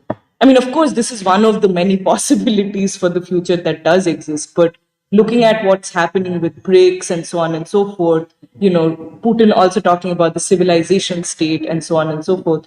I think I'd like to bet that it's unlikely that we would go back to that 2020 or pre-2020 situation, but I feel like the movement of the world since then does make a difference. And even what I was trying to say with DeepSeek earlier is that when these things happen, when something like DeepSeek comes onto the world stage, it's just not possible for things to go back to what it was in the past. So even if Western civilization does manage to make it out of this crisis with coming together of the East and the West or whatever configuration, my question is, can it really ever be the same Western civilization? And no, and I think the ways in which it will be different is actually what is significant for when we talk about how humanity is going to move forward. Because as long as there is an ideological shift away from this idea that whiteness or white supremacist ideas or standards are going to be replicated not just in American society but in societies all over the world, well, then I wouldn't really think of Western civilization in the same way that I think of it up to this point. So that is significant. There can't be a BRICS without. Can you say that again? There can be no BRICS without. Without Russia, there's no BRICS. Well, yeah, but then I find it hard to believe that it's completely a transactional coalition, the BRICS coalition. That people are there, okay, this is my interest. I mean, of course, there is to some extent that, because the world order has not been transformed completely yet, but I think there is also principle and primarily an investment in peace that underlies BRICS as. Well, the only thing, when I look at Pete was, he wanted to join data. He wanted to have Russian companies listed on the New York Stock Exchange. He wanted to turn immersion into capitalism, and they refused But it. that was like more than 10 years ago. No, it was in 2020. It happened in 2020. Which one are you talking about? We talked about 1990. No, this year 2000. Okay. That he wanted to join. Okay, but I'm saying he made many attempts to join. But the West didn't want it because they thought they could gobble up Russia without making any concessions. Why should I make a concession to you when I can eat the whole thing? They thought they could take over. That's when all the oligarchs came to power in Russia. All that corruption took place. But Trump right now, Trump's strategy with Putin is very, very fascinating. He wants a whole different relationship with Russia. He wants basically the Ukraine's on the line, and they start entering into serious negotiations about trade. But can I ask you a question, Joe? And I perhaps maybe could see what you're saying. But how does Trump manage to change the world by the Russia strategy, let us say, when he has, even on his home turf, an unbelievable struggle over who will control the state? If the purge is successful, listen. That's just like one stage. I think within the next 2 years, because Putin came out pretty much, he said he wants to see whether Trump's purge is successful. I mean, He said, when did he say? I didn't know. His concern is, can Trump be successful in his purge of the deep state? I feel like it's a lot of connecting premises and arguments to say that Trump is motivated basically in doing these purges against the deep state in order to basically have a better relationship with Russia. I feel like in order to make that, that's like many But it different didn't happen connecting. because remember what you call him, remember the military guy that's part of this administration the first time that met with the Russians privately? Oh, yeah, right. I forget his It name. was Flint. Flint, yeah. Okay, they were going to engineer the relationship with Russia, with all. But I feel like that's also discounting for the like part of what I'm interested in is like MAGA itself is not like one thing. Trump himself is not even one thing. Like if you actually, I mean, I feel like you are probably plugged in. But it's like, for instance, if you listen to like Steve Bannon's War Room, like whole like media show, it's like that's one faction of MAGA. Then you have Elon Musk. Then you have all these other people. It's not like a like Trump obviously has a strategy that he's been preparing for, but I feel like even when we're saying this is a moment of inflection, this is a moment of like an actual pivotal moment in U.S. and world history, it does mean that like basically many more. This is I guess my position, which is that many more possibilities come on the table, which includes also considering the fact that like even Trump's future direction is not going to be decided by like we're not even sure what it's going to be because he's basically like almost like a vessel for all of these different contending forces, which includes like big tech, or at least parts of big tech, but also includes like this huge populist movement. And like also when you listen to like even like the war room people, like Steve Bannon, who's like as anti-China as it gets, like if you listen to them also, but they're like, well, it's like they're having to think through like actual real questions of like, do we want to have war with China? Is this whole thing of basically spending the past 4 years railing against like the quote unquote the CCP, like do we want to basically follow the route of the neocons? And like even if we get Russia on our side, like is war with China what we really want? Like you're having to like actually like I feel like these are like the actual real questions which are having to be decided not just at the level of Trump himself, but also in the actual mass movement which is behind Trump and which is influencing him. And I feel like these are the kinds of like actual dynamic and fluid, like the actual dynamic and fluid nature of how history is progressing in this moment, which I don't think can really be predetermined basically based off of like a certain script. But I think it's like, I don't know, I'm just open to many different possibilities. I mean, listen, to me, I'm real simple about it. Russia is what Russia is. Russia sits is both in Asia and in Europe. If he can get Putin to revisit what he wanted to do 20 years ago, then it changes the whole relationship, even with China. Because China then becomes pretty much neutralized in the United States with Russia. Okay, I mean, because that's the. Well, it's no doubt that Trump is smarter than Biden. He knows that you can't fight Russia and China if they're united. And he's right about that. But as they say, has the damage already been done? Has the United States and these sanctions against Russia, in this war in Ukraine and all of that, with Russia, and you're right about this, Russia never wanted war with the West. I think Putin saying that he wanted to be a part of NATO, maybe it was tongue in cheek, because NATO would cease to have a purpose to exist if there's no Russia, if there's no Soviet Union.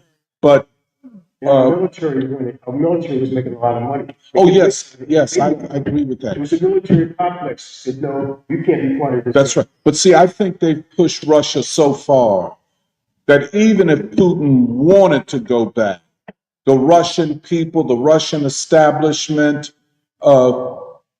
because again, he's not just Putin. He's a part of a leadership. I just don't think the Russians, after everything they've gone through, and then Trump is not the smartest person when he makes a statement that Russia helped us defeat Nazism. For a Russian to hear when they lost 27 million people, yeah, World War II, yeah. So it's, by the way, I just think that. Oh no, I hear you. But Russia has never found its way into the white world. In fact, with Napoleon and then with Hitler, they've always attacked Russia. They wanted it. They wanted to land in the That's right. That's right. I agree with that. So why should they trust Trump at this point? Because the world has changed. The world. Yeah, I think the Russia-China alliance, the Russia-China-Iran alliance, is such that. Well, but that's it's a. With the Muslims. Yeah. All of that is up, but I think. Well, yeah. But see, I think we're back to our discussion of the state, because it would take. He would have to have. Be a gangster for a minute. Let's act like we two quarter boys. Say that again. Let's be gangster. Let's act like two guys. Man, we be fighting, man. Yeah. What we fighting for? Why we fighting? What do I have to do to make you feel comfortable going forward? I know what happened in the past. I got rid of Biden. I destroyed the deep state. But he's not destroyed the deep state. I'm saying, say 2 years from now. Okay, I'm sorry. Yeah. Okay, CIA, all that's going to be there. I gave you the $300 billion that you want. Remember the $300 billion we took? I gave you that. You have total access to our monetary system. What do you want for us to revisit our relationship and get back to what you wanted 20 years ago? What do I have to do about it? Okay. That's what I would do. What would you do, Tony? If somebody said to you, I just don't think. Well, we'll see. We'll see. I think I agree with what Purba said. Once certain things are in place, and I think you're right. This is a reckoning point, but it's a point. The reckoning is the U.S. empire and the U.S. state reckoning with itself. That's why the deep seek thing was so important, because it said that the future of this technology, which is among the most advanced, is not a Western monopoly. right. And because then their whole thing was more narrative than actual. But don't things change? Look, Russia and China had a war back in the 60s. I know that. So things can be very fluid in geopolitics. They can change in a decade. Okay, it doesn't mean that relationship, because one of the things Trump said. But you don't think this Ukraine thing has affected the social psychology of Russia when they say this is really a proxy war? I mean, this war has been more devastating to Russia, a proxy war, than the Chinese-Russia border. So I just think, yeah, okay. But if I'm Donald Trump, and I just told you that, I can say to Putin, the same guys who were killing me, who's trying to kill me, they shot me twice. Yeah. You follow me? We'll come back to that. It can become a very human conversation. Yeah. I mean, I'm not saying it'll happen, but I'm saying, listen. Think about it. Think about it. Yeah. It is a part, and it's not like it's not being talked about open. All of them are saying right now, if we can revisit our relationship with Russia, it can change everything. They're saying it in the open. The Trump people were saying they want a relationship with Trump. I mean, well, let's see what we got on the chat, because we're getting close to our time. Okay. Yeah, there were a lot of comments, so we will. I don't know. I don't think I can see all the way back to the beginning. Yeah, a lot of comments. Wait,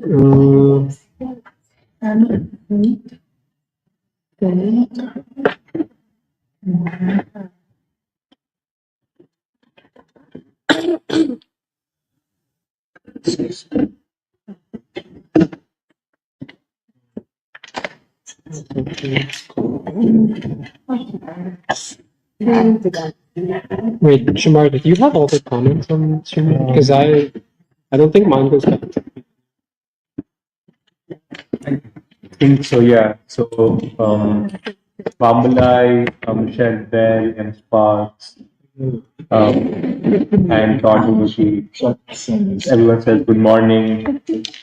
Then I think we have a list of comments from Bamalai and Kansas Mama. Okay. Let me just get to this. I haven't figured out this game as good as Louis has.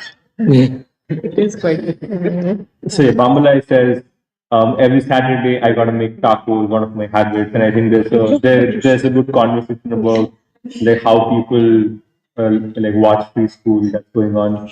And I'm just trying to skip forward. Um,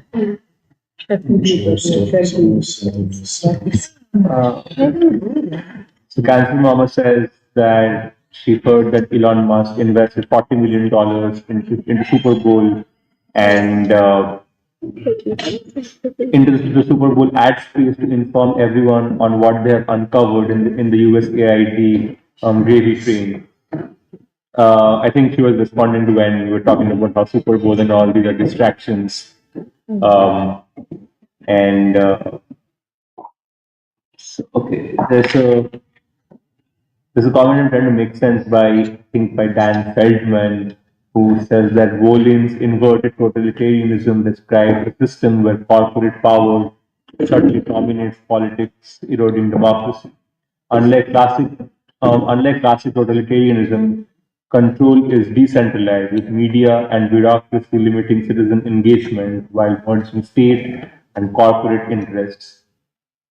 I think it was like a response to when we were talking about how we can't simply talk about the class struggle when we understand the state. And I think he's saying uh, that we are not in a classic totalitarian moment, but I think he would say that we are in something that resembles totalitarianism, which I don't think I fully agree with. Then let me just move forward.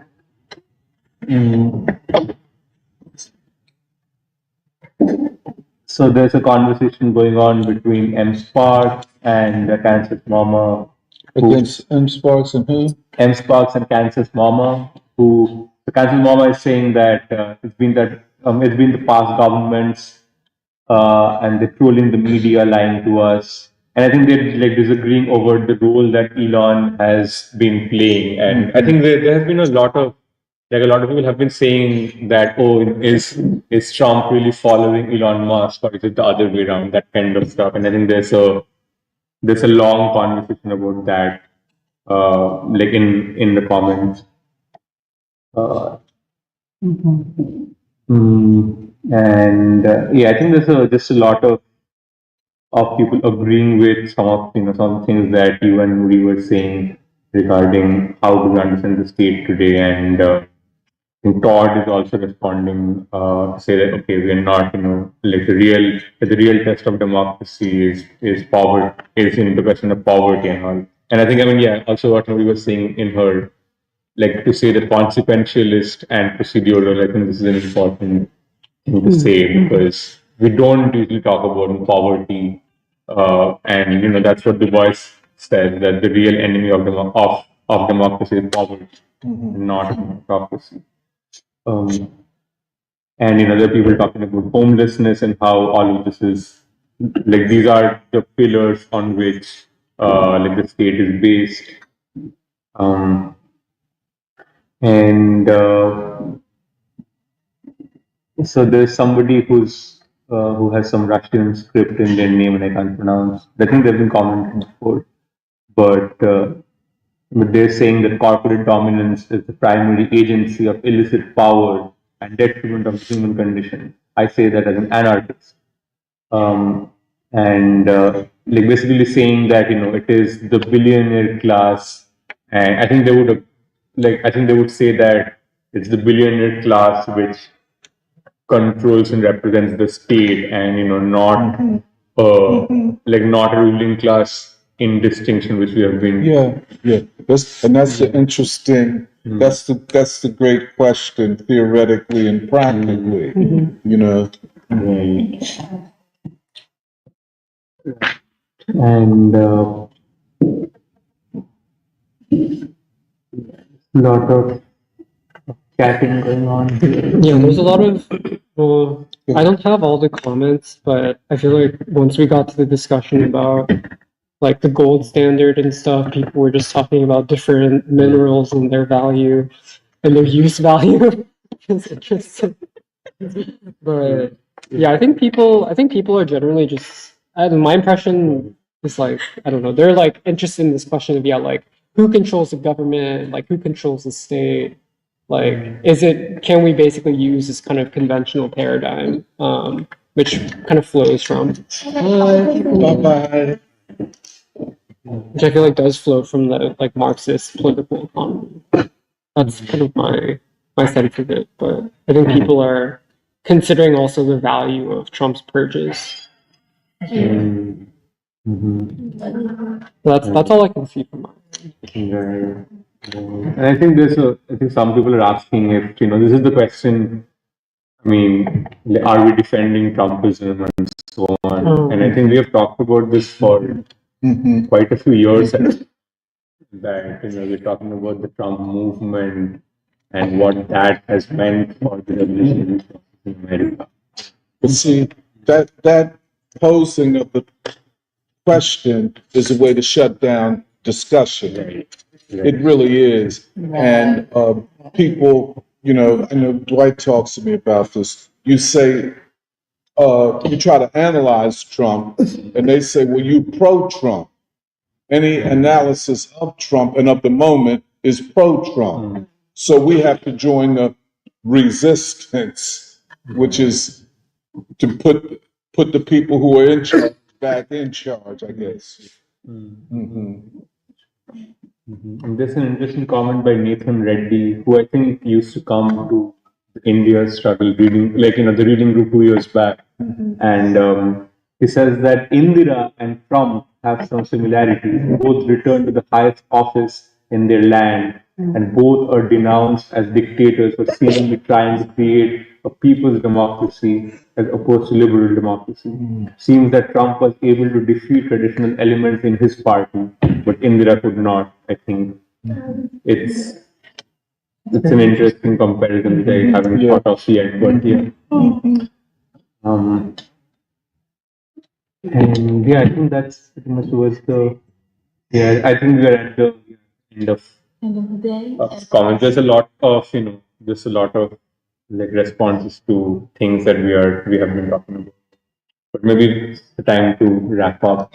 But I'll mention once more that we have the screening of the documentary in Chicago, and there's also a panel discussion where Student Minister Abel Muhammad from the Nation of Islam is going to speak, and Nino Brown from the Healthy Hood, and our own Meghna and Eddie are going to be on the panel, and Jahan is going to be moderating. And they're still trying to live stream, so probably it will be probably live streamed on the usual preschool. And it starts in 50 minutes. Starts in 50 minutes. So you can eat lunch 50 and or then 15. 50. Yeah. Oh, by the way, just one thing, Seraphine and I have begun talking about, yes, and Alice too, about the final event to end the year Baldwin. And we're talking about, at this point, March 8th, which is probably close to the day that we started. And and we're putting it together. So everybody just keep that in mind. So we'll be reporting back. Okay. Okay. Yeah. Okay, bye. Bye.